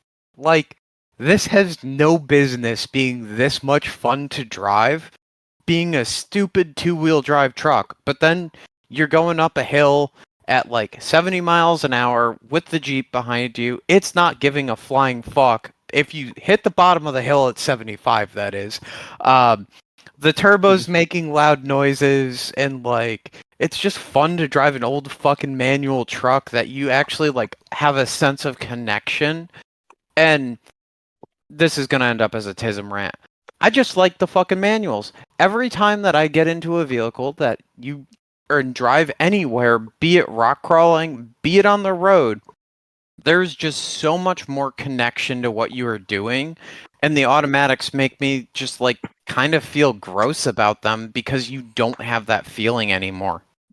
So you're starting to sound like that you sit on your shifter meme. I was don't know about if to you- say, Yeah, have cue you the heard- automatic voice saying, "I put my shifter in my ass, so I feel connected to my vehicle." Yeah, I just wanted like I understand. Again, I get it. Hey, But you really were starting to sound like it. hey, I'll take the fucking flaming on that one. It is, after all, that month, so like, you know, I can't confirm nor deny. He puts his Um, shifter in his Shout out to ass. Goggles. Yeah, I mean, maybe by the end of the year I'll have all my vehicles manual swapped, like God intended. But So until you can then, be more connected. Yeah. so I could be more, More things to connected sit them. on. Well, that's the other thing with the J20. I think it'd be so much. It like throws you around. It's a giant piece of shit. It's got like way too heavy springs for what it is. Like even for a whatever ton truck it is, half ton, 3/4. I don't even know. 3/4 ton. Technically, but not really, because it's like 80s 3/4 ton. It's probably like less than an F-150 from 2015. Let's be honest. Way Like, less. it is, And the yeah. F-150 from 2015 has a higher towing capacity than my 01 Ram. Yeah, exactly. Like it can like it's my so dad's 28. overdone. Sorry. My dad's 2018 1500 has a higher towing capacity than my 98 Chevy 2500. Yeah, so it's got this god awful towing capacity and just weight rating in general. It rides like absolute garbage with those leaf springs. Total garbage. And I don't know if it's just the J20 versions or what, but I think Collins rode a little better last I remember, but it's still like a leaf sprung suspension. They don't ride that good. Like they're just kind of shitty unless you really dial them in. The Toyota guys be mad. I don't care. They're just shitty. And the motor runs like crap because it's just old shitty AMC motor that's not good in any respect. Doesn't make any more power than the straight sixes. To be fair, the Toyotas are like light trucks, so they had like light truck springs, and you're talking this about a thing truck doesn't. that's supposed to be like a heavier duty truck of the time. Yeah. So and it's got the it's- stupid dump bed, so every time you go over a bump, the bed like lifts up an inch and a half Flaps or 2 around. inches off the ground. It's gonna rip the frame in half because the thing has no connection points to the bed except for the very back. And I don't care. It's funny. Like it's just stupid. And just adding a manual to that, it's gonna be funny. It'll be fun to drive. It's scary when you're going like not fast enough on the highway to like have the bumps smooth themselves out because your tires are rolling so fast. So you end up hitting this bump and it like launches you into the ceiling. And again, if you run the 40s at like 25, get a nice good squish on them, it'll probably might make that actually motherfucker ride real compensate. good. it Yeah. might ride okay. We'll see. That's like another thing just curious about. And it's got those stupid Duck Commanders on right now. It's a Duck Dynasty branded Cooper tire. Oh, the that is such a stupidest- fucking... It's hilarious, but it's so fucking dumb, and I hate that it has them on it. And Well, if you, if you knew the person that truck comes from, like, unfortunately, I do, and I think Kish does. I know him very well. That is the most fitting tire for that person. they I mean, they have a lot of tread left on them. They're still decent tires, but They're I'm- terrible. I'm not convinced they aren't what. I mean, it's a Cooper tire too. It said it on the back when I pulled one of them off. I was like, oh shit, it's just a rebranded Cooper. Like I would have hoped it would have been a decent tire, but no, I don't think so. So yeah, just a fun, stupid truck all around, and I can't wait to have it done, and then I can get my Jeep ready for Glass Mountain like Ryan wants. Yes, Ryan, we do pay attention to you. I'm- Is you're the gonna- special trailer ready probably for gonna have to Glass take Mountain? I'm probably gonna have to take a hiatus from working on the J20 to fix the not the Dodge, the Jeep, Dodges. And It's all the same um, thing. It's all the same Yeah, thing. they're all the at this same. point. All my garbage. Yeah, so that'll be fun. It doesn't need much, but it needs enough. I have to take a lot of things apart. I have to do it in Marvell's yard, and it's super hot this week. God damn it! Yeah. That's my Maybe I'll Yeah, just tell totally. him to do it. Yeah, there you go. That'll work. I don't think he'll take that very well. No, he's so got we'll enough Probably, shit. Brian, does he still working on that garbage in there on the He yard? has the XJ and the TJ. He's still working on that piece of shit. Yeah. What is he working on the TJ? Or what is he doing on the TJ? Do you even know? Clutch. He's doing a clutch. Oh. Well, if he needs to borrow my transmission jack, he can have it when I put my other transmission in. You should That let thing him made know. life so easy. It was on sale. Harbor Freight 2,000-pound transmission jack. It's better than the 800-pound one. It was like the same price during this sale. When I tell you I have never taken a transmission off of an engine so easy, and I still made a mess because that's just how it goes when I take an automatic off of anything. But and that's not even including the harmonic balance or not the Jesus Christ torque converter didn't come off either. It stayed in there, like it didn't drop that on the ground. It still just made a fucking mess. Because it's the same as the fucking Dodges. The pans don't come off or don't have a plug to drain it. You just have to take the whole fucking pan off. So it's like I'm not doing that. So it just spilled everywhere. Just kitty littered it up. But yeah, if he wants to borrow that, it made it super easy. I literally just undid the bolts, gave it a yank, and it just came off. It was the easiest I've ever taken a transmission off of anything. So Yeah, you'll have to let him know. I'm sure he'll be interested. yeah, and anybody listening, if you need to take transmissions out quickly, easily, and maybe make a mess, Harbor Freight, 2,000 pound, worth it. Hell yeah. I don't know what kind of transmissions you're changing that weigh 2,000 pounds, but goddamn, it'll do it. I will say that the transmission in the XJ is very sloppy at this point, so it's stupidly easy, even with a what was it we used last time? It was a piece of plywood with a like the jack interface sized dowel through it, Mhm. and we were able to get the transmission remated fairly quickly. Doing that. Yeah, So- the AX-15s aren't too bad. I just get nervous with like the bigger ones. Like the NV45 is heavy. I didn't know how heavy the 727 was, but I knew I wasn't going to be able to put in the other one by myself. So I was like, I'm just going to get this. And knowing I have to do the Dodge's transmission at some point, and I'm definitely not fucking moving that NV5600 around.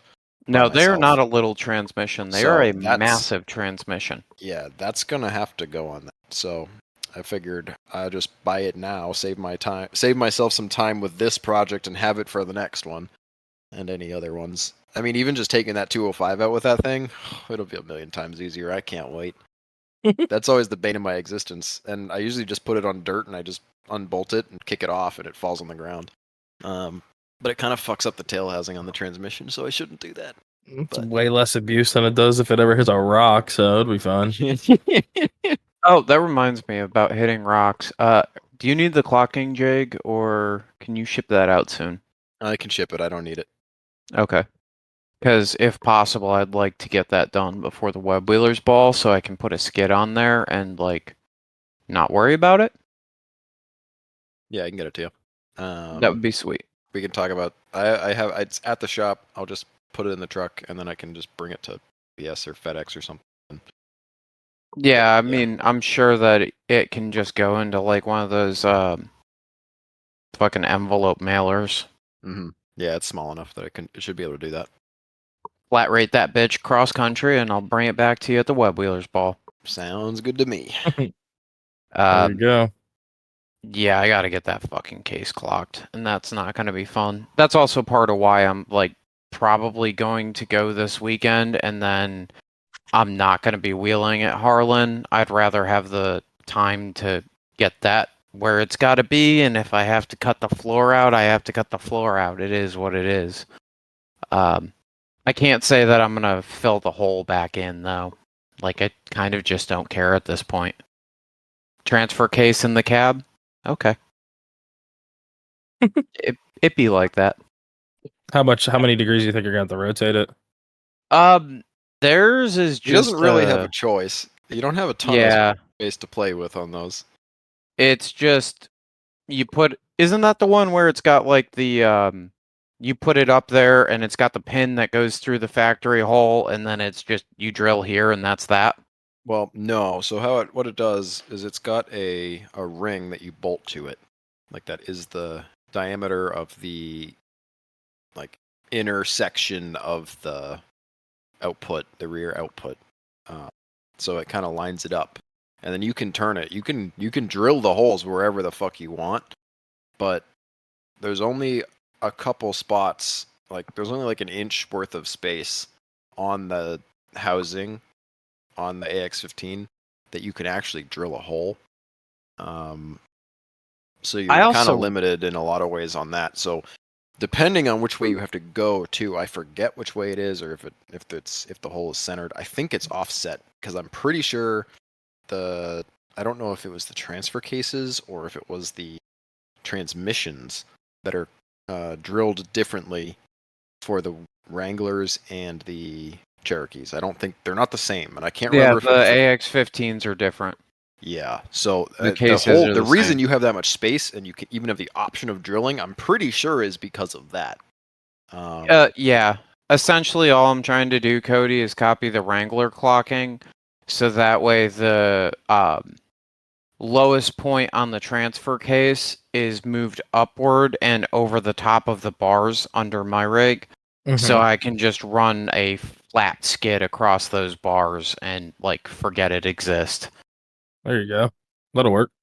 Yeah, flat belly it, make it so that way I can still get my grubby mitts in there somehow to unbolt stuff, but I don't want to destroy that expensive ass transfer case by bouncing it off of a rock. It's definitely gotten a little bit more rock rash than it had when I first got it. It did have some, but now there's more, and I'm like, that ain't great. So I want to get that all fixed up and just get it back in there. I want to be able to put a 1350 front drive shaft in. Right now, there isn't even the room to put a 1350 in due to the spacing of the yoke. So if I can get a 1350 in there with the chromos by maybe next season for a full set with drive slugs, that thing will have a almost okay front axle with an exploding gear set. What's your plans for alleviating any crazy like drive shaft angle due to like I mean, if you're not going too crazy on the degrees rotating, then I mean it probably won't be the end of the world, but like I'm trying to gonna- get 5 degrees out of it, and then I'm going to be pushing the front end like another 2 to 3 inches forward. So realistically, I'm just fucking around with the numbers in my head and fucking around with the tape measure. It's going to be about the same angle. Oh shit, there you go. That works. The 1350, I don't know if they have more play or less play, but I'm hoping it's got more play. Just slap that in there and go to town, really. Like, just keep it as simple as I possibly can, and hopefully it all works out. I have a spare 1350 shaft that I was going to have rebuilt and cut down. And it's one of the Ford ones, so it should theoretically work with one of the round flange mounts like the JKs are supposed to use because I have a JK case. Mhm. And maybe I can get the thing to stop leaking because right now I have a 241 ORJ out of a what the fuck TJ. The yoke on there pisses like a sieve. I have to fill it up in between wheeling trips. Hmm. And it's just they changed something in the sealing surfaces, so like it kind of seals, but it's like 10 thousandths too small, so it as it spins, it just dribbles fluid out of it, and it's like it'll be a half quart low by the time I go on the next wheeling trip. It's not the end of the world, though. I mean, that's at least manageable. Yeah, it's not terrible. I have a 10 millimeter socket that I just slap on there, and it takes me all of 5 minutes to refill it, but it's just another thing to think about. I don't really want to think about how much fluid's in my transfer case when I'm trying to go wheeling. I just kind of want to go wheeling. And like, Hey, at least if you know if it stops leaking, you know that it's empty. You want to right? make sure there's fluid in there. Yeah. Otherwise, all your plastic parts. I can send you some transfer case gore. I have many pictures of my own. Why are transfer you? case. I thought you were gonna say you're still holding on to the parts. I'm like, I'm not I mean, surprised, but why? I mean, I just have pictures of my transfer cases after I ran them without fluid, and I can go and I have some, and I can take more of the 208, which lost a lot. This is the most plastic I've ever seen in a case because the whole fucking like shift collar on the thing is plastic. It's bad. You don't want to do it. You can get No. replacement like components for them, but it's just such a pain in the ass. You have to clean all the plastic out of it all. that's kind of the thing that like I'm just lazy. I don't really want to be in that position, and like it's a 241 OR. It's not as cheap to fix as like Yeah. a 231 is. So I just kind of want to keep it happy. Yeah. I also didn't want to put a clocking ring on there because I've seen too many people with 241 ORs with clocking rings back off. I'd rather just re-drill it and use the factory studs with a dot of blue Loctite on them. Which is weird because it's like what you're supposed to do, and I'm not supposed to be doing that, but here we are. I just posted the plastic in the NP208 in the general. It's all plastic. There's some metal, but mostly Ew. plastic. And you can That see in the last picture that that little like cylinder with the tan plastic piece. That's supposed to have a whole nother edge on it that a collar is supposed to, or a shift fork is supposed to ride in. That's supposed to be a whole collar. It don't have that anymore. No, it's gone. It don't have that no more. Also, interesting little thing from Googling on the old Pirate 4x4 days. You see that casting mark in there? Which one? On the first picture that you posted? Mm-hmm. That's where they like to crack. That would make sense. It looks like a crack. Yep. That's why those cases are not super common anymore. They made a fuck ton of them, but they like to crack right there when you start throwing horse ponies at them. Thankfully, you don't have horse ponies. Nope, I don't plan on it, and I'm just gonna put a couple of new parts in it and have fun with it because until it blows up. Because there's a 205 in its future, down the line at some point. So I'm not You're gonna have surprised. fun with that because that's gonna be a basket case 205. why? Well, it's 23 spline, right?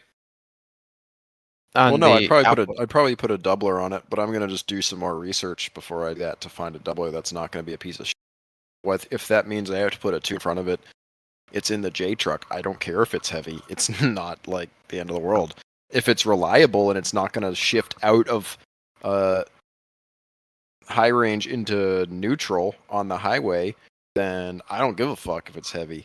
So Your logic is infallible. well, I'll sorry. let you have that The one. more expensive cases, don't work in normal road applications, which sucks. NWF or whoever the fuck, Behemoth probably too. I think they all have that issue. People we've talked about it on the podcast a bunch of times, and people have reached out and said, "Yeah, mine does that too." So like it's not an uncommon thing. It's just how those things are set up. The detent isn't strong enough. You know, at it least in doesn't have that real-world problem. applications. Yours, but yours also doesn't Atlas have the also ability. doesn't have that problem. An LS? Atlas. I I think thought you you'd probably said be surprised. LS2 and it was so It's like, what? confused. LSs don't have detents Bro, like that. what? If my Atlas. LS is shifted into neutral one time, I don't know what was going on with it. ATLAS. We don't speak that word around here. Overpriced cases that blow up just the same. Sure. So, at least I don't speak it. Fuck them. That's your hot take of the week here. No, not really. Uh, I don't think it's a hot take. I think it's just a normal take. That makes it even more of a hot take when you can't even recognize that it's a hot take. Greenleaf's race car has a 205.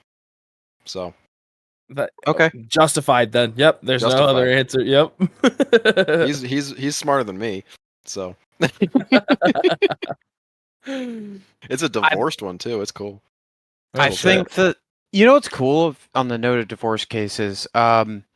Monty's Do they buggy. get two Christmases? They get an extra U joint. That kind of counts. It's like the same thing. Actually, wouldn't it be two extra? No, I guess you could get away with one if you got your case if mount you right. just put the yokes together. That'd be, imagine trying to put the bolts in those things. Oh, that would The be U bolts. Even if you horrible. like, you couldn't do a normal just like cap and bolt style. You'd have to put U bolts in, and it would just be a nightmare. That would suck. You have to, hold it in as you were putting it You have together. to, like, hold Buck. it all in while you put the transfer case where it needs to go. Oh. If you've done that, let us know. I'm curious how that operation happens. I'll have to take a look at Monty's buggy because he's running a Divorce 205 behind a TH 400, I think. It might be a 350. Probably. But it's cool because he's just got it like sitting way further back in the chassis to get his drive shaft lengths equal. Mhm. And it's like, that's kind of nifty. I kind of fuck with that. Yeah, and if you just want your transfer case to go where you want your transfer case to go, you can just put it wherever. Just build a third little drive shaft. The only downside to it, though, is that the gearing fucking blows in his buggy because it's just a 205. And the shifters, according to him, have never worked right. So, Yeah, I don't know. just My MP205 things. My 205 with the adjustable detents has worked better than the machined aluminum case, which is a nice case, but you think with all that machining and engineering behind it, it would work pretty good. But apparently 70s engineering is better. I don't know. Oh, 120%. I fucking hate aluminum. I can't get some of the plugs out of it because I didn't anti-seize them, and now they're stripped and they're circles, and you're not getting them out. I'm just gonna drill them. But I would have drilled it out and like somehow put a cooler in the place, or like at least a reservoir, because the thing likes, and I've bitched about this before too. It likes to puke its fluid out. You put the recommended amount in, and it just spits it out of the breather hose. Yep. So this is my transfer case reservoir. We just merrily set this at the halfway point. Basically just make a catch can, so it pushes the fluid out, drops it into the can, and then puts it back in the transmission. Or transfer case. You don't even need it to like have a pump. Like it'll do that itself. It's pushing that shit out through the breather anyways. God. And you're trying to tell me that this is the superior path to the Atlas? It is. It's way cooler. Do Atlases have a transfer? Have a fluid pump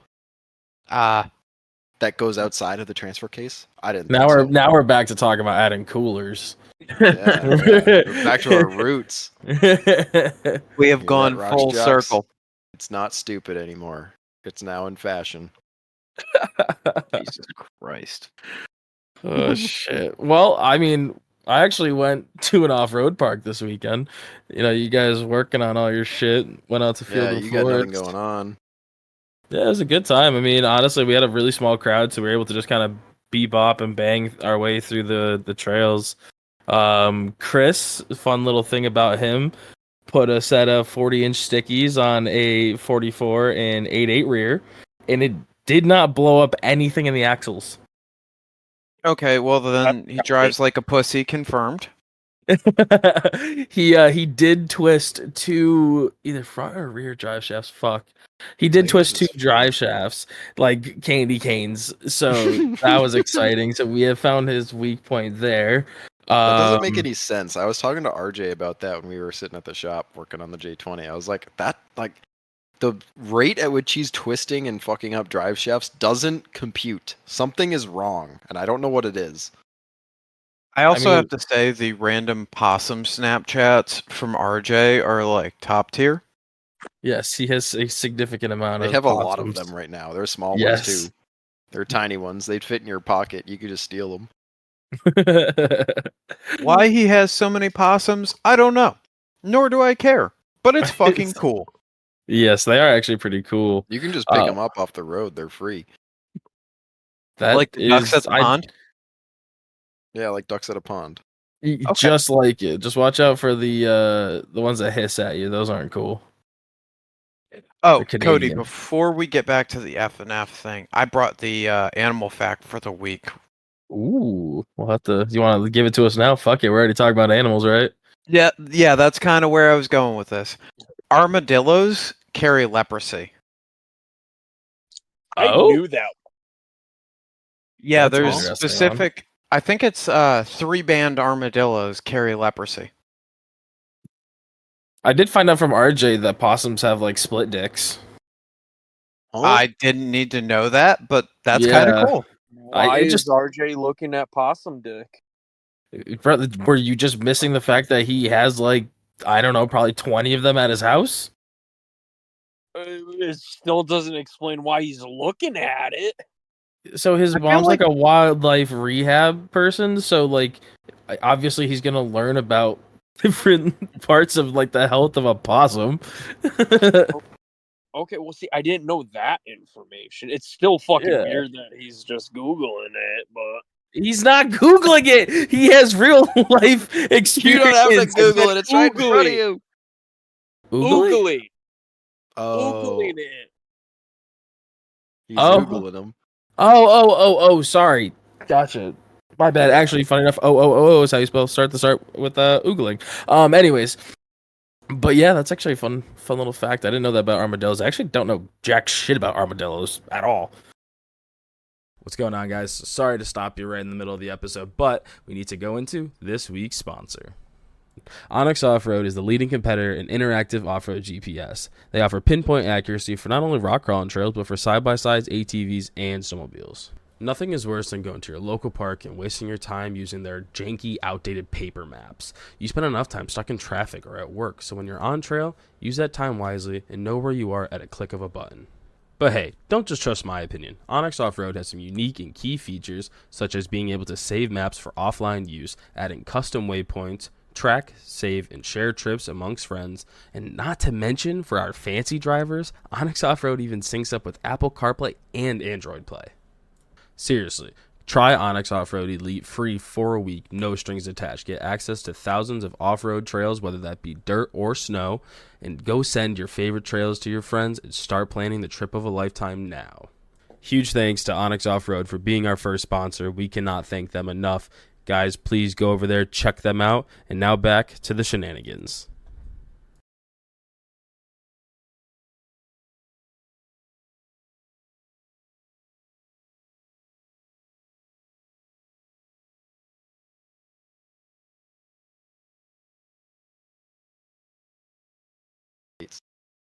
That's true. So, fun little thing. Ryan did pull a Ryan. You know how Ryan does his thing where it either Oh, he breaks blows up within. first trail. Yep. Uh-huh. He either breaks within 10 minutes of the trailer or he goes through the whole entire day with zero issues. He snapped a U-joint on his driver's side with right as we got into the first black trail there. Fuck, I forget the name of the trail. Boulder Dash, I think. Boulder Dash. But yeah, it was actually fucking hilarious because so I kind of rode up with RJ, so me and him were palling around the whole weekend, and now it's a group of like 6 of us at this point, and everybody's either on stickies or a larger tire than 42s. So there's just RJ with his Data 30, 88 or not 88, 825 rear and 35s, and he's just there happy as a pig in shit just to be a part of the mayhem. So we get him mostly through Boulder Dash. He almost rolls his shit because he put a very justified bump in, a really good kick into the fucking throttle over this one section. Ended up halfway off trail, started driving when winching, and the whole rig just started going off of this ledge. Like he was literally teetering by his diff being on a tree, like a tree stump that was laying over, and if he had gone any more inches, he would have just went down like the 30-foot embankment. So that was pretty cool. Kind of got through that trail no problem, and as I was saying before, yes, minus the axle shaft. We worked our way through it. But again, because it was a small group, it was actually really sick. We were able to just kind of bebop our way through everything. Hopped back down to the trailhead, got Ryan, and then we're like, fuck it, let's just run some blues. We'll do like a few black offshoots. Like, why not, right? Especially because Sean, I don't want to say it specifically, but he got invited to an event, and so he was excited to try to run some reds at Field and Forest. Mhm. And so like as we're kind of going through some of the blues, like we would do some like different red offshoots. It was a good time. Him and JB were just kind of playing horse, if you will, just going back and forth, trying different shit. And yeah, honestly, it was just a really good day. Running through those, just kind of exploring the whole property too. That was something that a lot of us in that group really haven't done, is gotten to just explore and check out and see some reds. Like I got to put eyes on Big Bulge Drop, and dude, those You never people are seen not. that before? No, because we never made it to that side of the property. Like the few times that I've gone, I really haven't gone over there, right? Yeah, So the pictures and videos don't do it justice. they Not do at all. not. They do not even in the slightest. There's no better, like looking at the Facebook comments. Why didn't he come at it straight? Why didn't he do this? Why didn't he do that? Well, how about you go there and fucking show everybody? Go, right? go, Like, 'cause that go try motherfucker, doing that. You tell Dude, us how it's done. it is fucking gnarly. It really is. Like that is like anybody who's gone down that. Like my shirt's off to you. Shirts, is that the term? What's the term? Hat. This shirt's off for hats Yeah, off. your That's the shirt one. might come I- off. But shirt I may think come off a too. It hat would depends be on how many enough. how many drinks are in me will determine that one. But seriously, like that was fucking cool. Got to see what's the big climb that everybody does that they do like the shootouts and shit on. Fuck. Everything sucks. No, it's like a big like rock face that Capalto blew his shit up on the 24 Hours of Hell and back there. Either way, I don't My know, I brain's not working for that. I know the one but- you're talking about, and I don't know why I can't remember the name of it. forget. Some F and It's F the nerd one will that, tell us.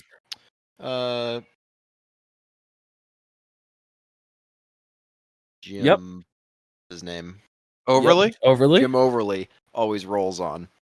There's like There's so many Overly videos. always rolling on something. Yeah, I is know, but not gonna very say- I've seen 3 or descriptive. 4 videos of him just rolling on that one. Like always gnarly rolls too. It's not like a little baby roll. It's Dude, like, so like Jim is kind of like a really cool fucking dude, but he's got like some actual health problems. I don't understand his fascination with throwing that thing off of everything. you It's gotta do not what you like gotta do. It's he's fun. but like he has joint problems. I don't see the correlation. But it's hilarious to watch because it's like, holy fuck, Jim's about to go and hit that. This is going to be an awesome show. And then he'll be like crawling out of the rig like, yeah, man, my fucking arm's killing me. And it's like, woof. Duh. do it till you can't. Might as well. Can't argue with that at all. And like, that's not me talking shit. I'm just impressed that he's still going after it with how he was doing a couple years ago when I last saw him. Well, And the rolls are only getting more violent. can confirm Luke calling somebody old. All right. Yeah, that'll happen. Ryan, you're also old. Oh no, Ryan is Oh, young yes. in heart. Okay, you be nice to Ryan. No. But No, it I was don't think I will. it was fucking hilarious because as we were going into Boulder Dash, there's this dude and what looked like I could have swore it was a weird incestual baby between Jucket and why am I blanking on your YJ's name? Fuck. Not YJ, ZJ. What was your ZJ's name? Ducky. It was like this weird incestual mix of the two of them. And as we were passing by, this dude just goes, "Hope you hate your windows." It's just like, it was fucking great because we went through what's called like the squeeze, I guess. And it's like at the bottom, it's like a blue trail that runs through the bottom of a red. And there's just this nasty like undercut on each side, but you have to like snake your way through. And as we were coming up to it, I go, "RJ, kiss your windows goodbye, bro." Like there's no, because I rode through with Brianna. I hopped in with Brianna, hopped in her rig, and obviously, you know, it's her rig has no body panels, really. I mean, it kind of does, but so we just dragged everything through it. She just dragged my door down the side of this rock because you kind of have to like maneuver your driver's tire up high and then drag everything on passenger side to just like fit through it, and then you just kind of drop down the other side. Nothing crazy, right? So I hop out and I'm like, all right, I'll spot people through it. Just, you know, Dad runs through it with his 43s with fucking ease. He just drives around it pretty much.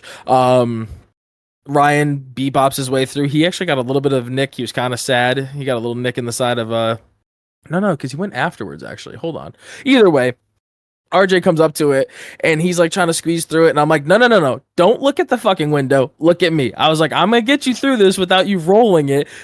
And he was like, he kept looking back. I'm like, brother, you're already in here, stop worrying about it. I'm like, you can't do anything to change this.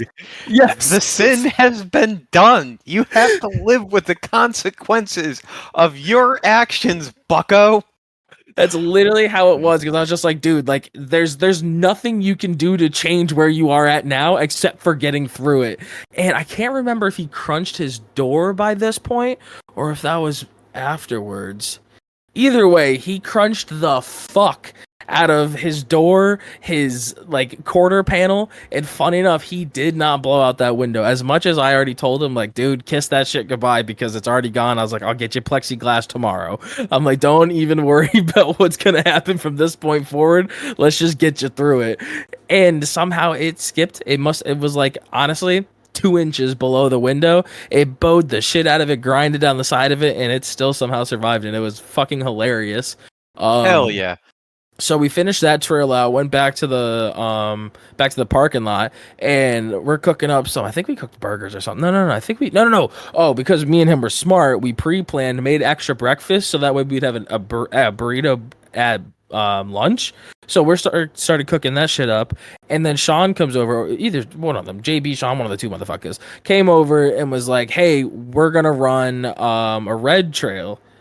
Fuck, I wish I remember the name of it, but like according to them, it's like the easiest red trail on the property. And I was like, everybody's running the red, and they're like, no, it's literally just me and Sean, so just JB and Sean. And I was like, okay, cool. Like, you know, I have the whole fucking back thing. So I'm like, hey, do you care if I just ride out with you so that way I don't have to hike up through the woods to it? He's like, yeah, fuck it. Like, let's just go. So we hop in, we get rocking and rolling. Sorry. Oh, my apologies. We get there, and these two are just like fucking gung-ho. These boys put their big girl panties on and just started rocking down trail. We make it a significant way through, and it was fucking sick because I've never really walked any of those reds, or even never mind driven through them.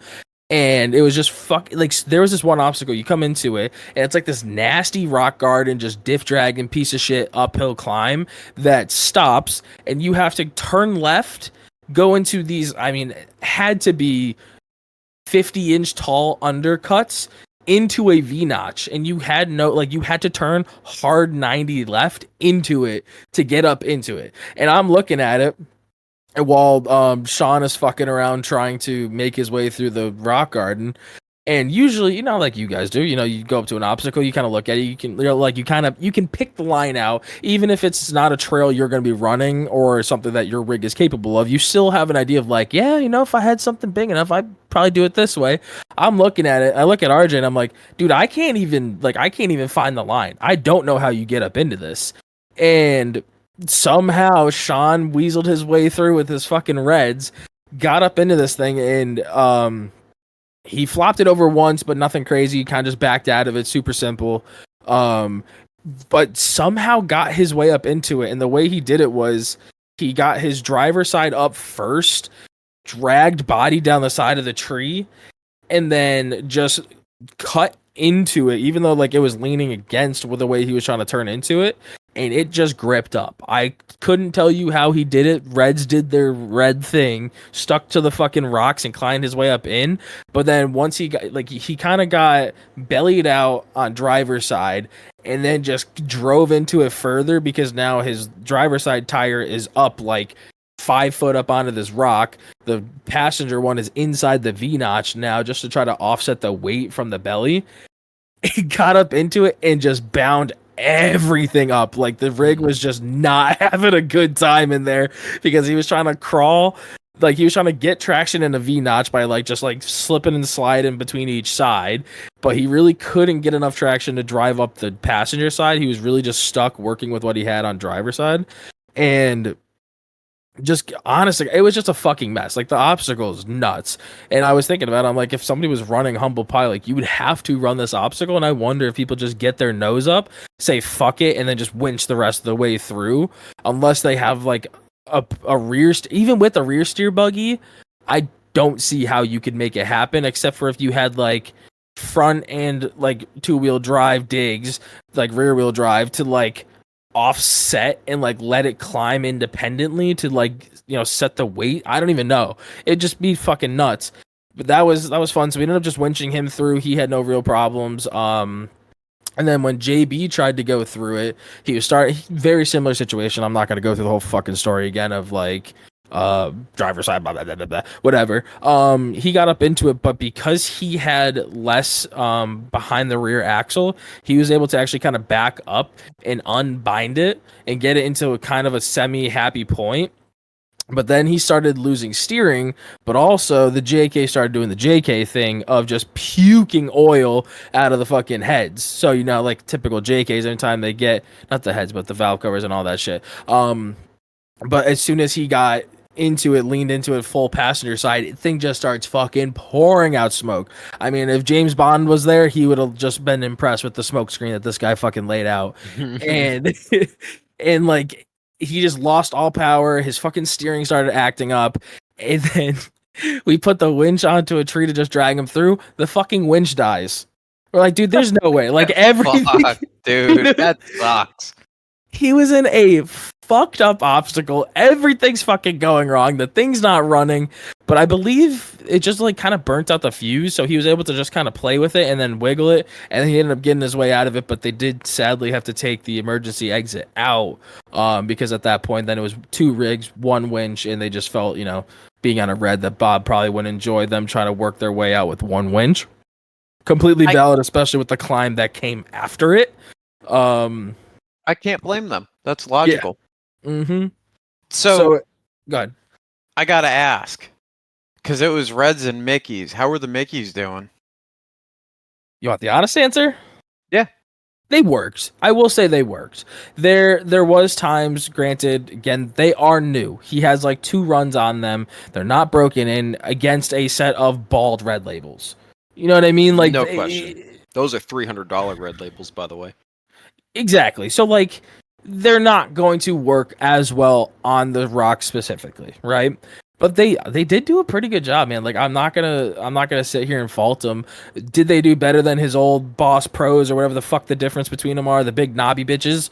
Absolutely, 1,000,000%. Did he snap a rear axle shaft because those big motherfuckers started binding up? No, he ran the whole entire time, had a good time, fixed his winch. He's still having the steering issues, so like, you know, that to be TBD at this point in time to make sure everything's all good there. But he worked it. He had no problems. But would I, if I had the option to sit there and know I was running that trail and I had between a set of Reds and the new Mickeys, I still would choose a set of Reds. That makes perfect sense, especially at that property. My thing with Reds is not like that I dislike Reds for what they are. They are the best rock crawling tire out there. They just can't do everything else very well. Yeah, that's fantastic. That really is a really good way to put it. I value the other stuff as much as I value being really good in the rocks.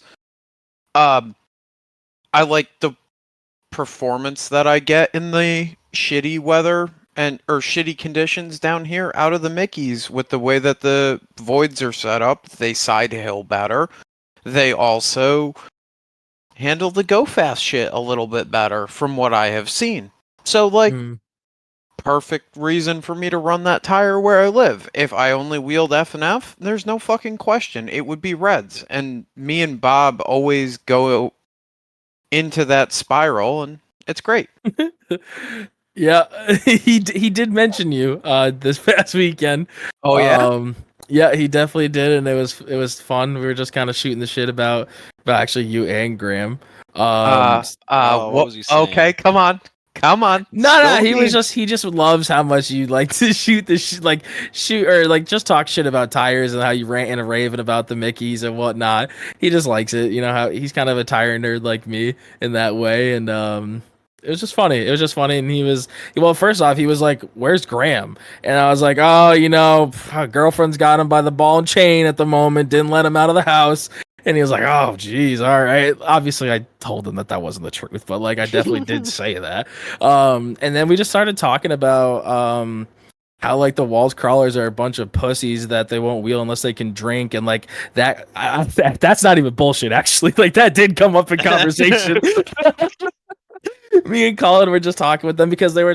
He brought up the fact of like Civil War and how like he would love us to kind of go that route and do something similar to that. Which, you know, it's always a fun idea to kind of toss that idea around. And then we brought up Dylan Waters and how like he thinks his budget built crawler is like the coolest shit. And Bob was like, "Man, that bitch wouldn't make it halfway through any of these trails." So, you know, if Dylan could put the beer cans down for a second, wants to come try out some real trails, you know, I think the invite's there. And again, this is all Bob saying, "Hey, talk more shit to these Southern and Midwestern guys and get them to come out here and try some real trails." Is exactly. I watched this is from last year, but my DOTs were doing better than the or not. I won't say better. They all have their place, but I was concerned watching those Mickey Baja Boss thing. Which one's the one with the aggressive tread pattern that's awful? The Baja Pro.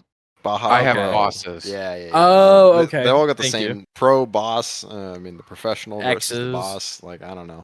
Either way. Yeah, the X is just sticky or non-sticky. Oh, cool. Okay, I didn't know that. Thank you. That works. Yeah. So I have bought. Sorry, go ahead. I think they had the Baja Pro SXs, and like they weren't grabbing for shit, and then I'd be like, "Oh, this is gonna be a rough one," and then I just walk right up it with my DOT Razor tires. I was like, "What?" Like that's razors are clearly fucking wrong. goated. I know they are, but I was just like kind of surprised at the shittiness of those pros, and like a lot, it's just knobby tires for all the Southern guys. Like they're gonna get their shit rocked if they did go to Field and Forest with that kind of tire. Like it just isn't the tire for that property. Okay, so can we break the fourth wall after your something? Yeah, definitely. Something that I did mention to him though that like kind of played a factor into the discussion that we had was like, obviously the people that would be invited out, it would have to be picked and pulled and like, you know, very specific rules, but something that might be like a culture shock because like somebody like Dwight who like wants to go out, have a good time, try hard trails, but the biggest culture shock that I think that these guys would have, regardless of the drinking thing, is the fact of 3 tries and winch. You know what I mean? Something where these guys are used to spinning tires, hitting it as hard as they can over and over and over and over again would really start to play a factor into it that like it might change their like level of fun that they might have because they're going to have to change how they wheel entirely. Like again, you could can't sit there for a half fucking hour smoking out the fucking forest. They can. They just have to do it within 3 tries, and they can't do it egregiously. Like they can't do it just like obviously to purposefully make it harder. Blah blah blah blah blah. That kind of stuff. It was just something else that kind of brought like a light to my eye on this whole thing. It was like somebody like Jason Cruz, gnarly motherfucker, has a sick rig, But you watch every single one of his videos, the motherfucker's bouncing off limiter with his dick hanging out the window because he can, right? Mhm. F and F, Eh, those I will say Groose might not be the best example there because that boy can fucking drive, and Yeah, we I saw agree. that firsthand at S'more. Yeah, he knows He how to was- use that rig. okay, He's hell yeah. one shot and he gets that thing hooked. He might smoke the fuck out of it for like getting the tires warmed up, but on Copperhead, Homeboy was fucking on. He like just warmed the tires up with getting into position, backed up, and then one shotted the obstacle. And that's just been every time I've Copperhead's ever kind seen of one him you drive. have to do that though, otherwise you're rolling. So Yeah, But- and I mean, so like that's a good, like another good way to look at it is like, as long as these guys are cool with that, then like there is still a place for them to wheel up there, right? So it's just part of the discussion that we were having with Bob, and so yeah, it's just kind of fun to shoot the shit on that idea. honestly, and if you can't make something at Field and Forest, or at least make like progress on something at Field and Forest in 3 tries, like you're not getting up it. Like yeah, like that's a really good point. yeah. And from what Sean was saying is like you have a little bit of leniency with the whole spinning tires thing on reds, right? Not everybody's gonna have like the perfect line the first 3 times they go at it, and so it does change per trail. But yeah, I don't know. I just feel like it would be really fun to see somebody like Dylan, who really does have a lot of confidence in his drivability and his rig, to come out and just experience a completely different style of wheeling. I think that'd be sick to watch. Hell yeah. So fourth wall break time. Go for it, brother. So with the event that we had planned at FNF not happening, Mhm. I ended up with, because when I had to cancel my flight for that, it was too close because I like kind of forgot that I had the flight booked. So I ended up being able to transfer it. So I'm going up to Humble Pie because I have a flight into Bradley. So I'm also might going to as- Humble Pie. might as well just go to Humble Pie at that point because I have to use it before the end of the year. So I will be at Humble Pie, but if we're gonna do an event, we need to sit down, pick people, and plan it. And like amateur hour Humble Pie would be cool as fuck if we're gonna go down that path. Hell yeah.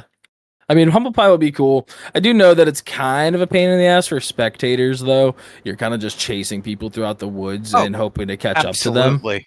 But also, like, you could just find, I know that there's like a few cool obstacles. Just bring out the cooler, or like, not even bring out the cooler, but just bring out a backpack, bring out a chair, and just go and fucking chill in the woods and just haggle your friends as they pass by you. Sounds sick.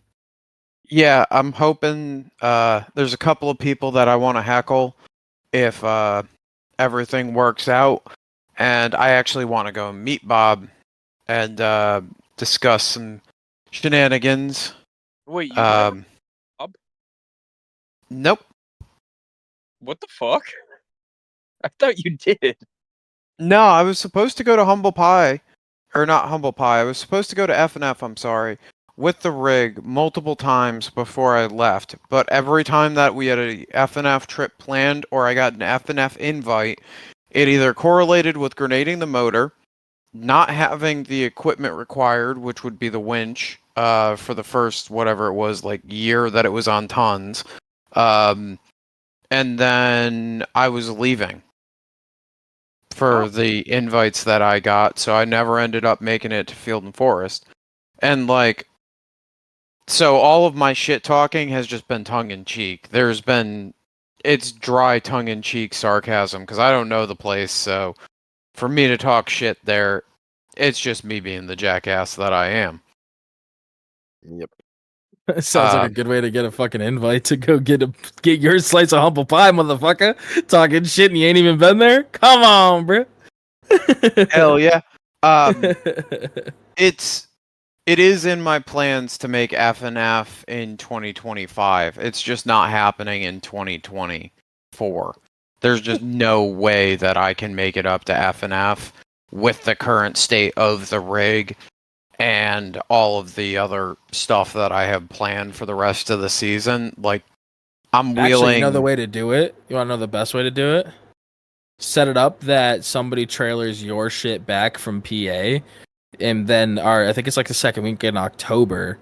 We have our weekend at FNF, so that way your rig's already up here, and then you would just plan to fly out, wheel your rig at FNF, and then throughout the winter at some point you just figure out a time to come and get the rig.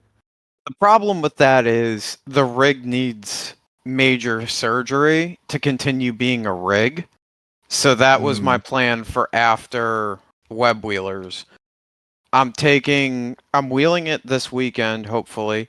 Even if it means that I just cut the fucking welds down and, re-weld the tabs back on the knuckle and revisit that later, then so be it. I'm wheeling. There is a race, and we got an invite out to said race. It's like half-ton axles and down, 37s and down, and it's at AOP this weekend. And we ended up getting the DM that we were invited to show up, so I'm going there to help pull cable, spot, recover vehicles, whatever. That'd be cool. And like my phone can't take good quality footage, but if I can get good wide angle shots, I'll try and get some wide angle shots. And then I'm probably gonna wheel a good bit into that night and then just come home, wash the rig on Sunday, and it's going to be getting worked on from then until the Web Wheelers ball, just to make sure that it's fucking good to go. And then after Web Wheelers ball, the front end's coming off. I don't know if I'm replacing it with the LS or not yet, but the front end's coming off, and it's getting dove-nosed and all that other fun shit. Otherwise, that's actually a really good plan, and I forget what the dates are, but I think that lined up. What was it? It's like the 18th, 19th, and 20th are the days that you guys are going to be up there. I have no idea, if I'm being honest, man. I have no clue. That's so far, I haven't even thought about it yet. Sean was talking about it, and I think that's one of the weekends I have to work, so I'm not trying to go burn through my vacation time to make that happen as much as, I want to. Going to Humble Pie and using the flight for Humble Pie is just easier. Yeah, it's a that makes fucking sense. dope plan. My plan for next year tentatively would be doing the club weekend, or if we were to get a weekend with Bob, planning it out to do that and then trailer the rig up and just spend a week up there, because I want to hit Ma Bell again, just old time's sake. Like show up, leave say Friday night, drive through Saturday, wheel Ma Bell Sunday, go see the family and whatnot, maybe record an episode in person, and then go to Field and Forest to finish out the weekend and drive home on that Monday. Yeah, that'd be sick. That's going to be a fucking long ass drive from New Hampshire to fucking the ass crack of Tennessee. Only like 20 hours, I think. It's like an hour and 15 hour. It's actually like an hour 30 from me. Then you add that on top of your 18 hours. Not the end of the world. What's an extra 2 hours, Plus right? stopping and other bullshit. It'll be 20 easy. Yeah. Because when I did Boston to where I was at, I managed to do that with both rush hours in 18 hours. Oh, that ain't bad. No, but I'm also a sadist when it comes to road tripping, so I'm probably going to end up flying Morgan up there and driving myself, and then flying her back. At least it's already in the thoughts, right? Richie can attest that driving with me from Tennessee to Field and Forest probably would end a relationship. Yes, it would. I would not even consider that drive. Poor fucking Logan having to drive 11 hours or 12 hours to fucking Roush with me. What makes it so bringing bad? his rig? No, He's not bringing his rig. Why not? Why is he being a baby? Because 'Cause he's he's got getting a spend tattoo. a shit ton of money on the fucking house. Lame. This is why you don't buy houses, kids. It'd be like that. The problem, Cody, is Luke is a goddamn Nazi when it comes to driving. It is Okay. go, go, go. There is zero leeway, zero stopping, zero resting, nothing. You don't need So to rest. You're not the Graham, driver. yeah, wait. I mean, what makes him any different You than stopped Graham? And I thought, once yeah, on we the did way. great. You ask nicely, he will pull over so you can piss on the side of the fucking highway. I did that to you too. No, Yeah, Actually, I went up like you asked me, and I went over 3 hills after I told you we'd stop at the top of the hill. yeah, but you stopped. But Luke would just not. You had to remind me. And it's gotten even worse now that the truck actually has like long legs because it's got a bigger diesel tank and it gets double the mileage towing that the other truck did. So you can hit 500 miles in between fuel stops. Luke is the reason I'm comfortable pissing into a fucking soda can. That's crazy. That's fucking crazy. That's wow. I mean, good for you though that you can make that happen. So whenever we go anywhere that's more than a couple of hours, Morgan doesn't come with me. She just magically appears at the destination, except for when we moved from Tennessee and well, I had to give her the princess treatment and actually stop when she wanted to. So that drive took way longer than it needed to. Yeah, that's Imagine understandable. actually stopping when the vehicle still has gas to use the restroom. That's why I was happy we took the RV. Ain't no stopping in the RV. Unless the driver has to piss. Nah, I fucking man. Autopilot. I'll pinch it off with a fucking pair of ice grips. We're good, dude. Come on now. Jesus Christ. Fucking strap it to my leg like you just popped the rear brake line and you need to make it home. Anyways, we're coming up on our 2.5 hour mark very quickly here. So Not too shabby for a quick throw together episode with the guest bailing. 3 hours actually. I just realized we're at 2 hours and 50 minutes. Damn. Yeah, My damn. bad. Well, all right, Luke, on that note, you want to fucking take it on out of here? On that note, do not pet the armadillo. Leprosy is no joke. And with the increased temperatures that are currently out there, drink water, you stupid sons of bitches. Because, like, heat stroke is no joke and can seriously fuck you up and just creep up on you and fuck your day. Bringing me back to 2022 Roush. Yes. I was screaming at you to drink water. I'm done. I have a fun one to end on here. So, right, people go swimming in the ocean. There's undoubtedly dead bodies in the ocean, right? You won't go swimming in a pool with a dead body in it. So, like, theoretically, there is an acceptable percentage of water to a corpse where the human mind is cool with that. Out of sight, There's out of mind. also a correlation of never mind. Oh, and for those of you crazy motherfuckers that have listened to the rambling this far, Crawler Off-Road is working with us, if you will. The code BCOP10 will get you 10% off of your recovery gear. Now, go order some cool recovery gear and drink your water, please. I don't want to hear about anyone getting heat stroke. That shit sucks.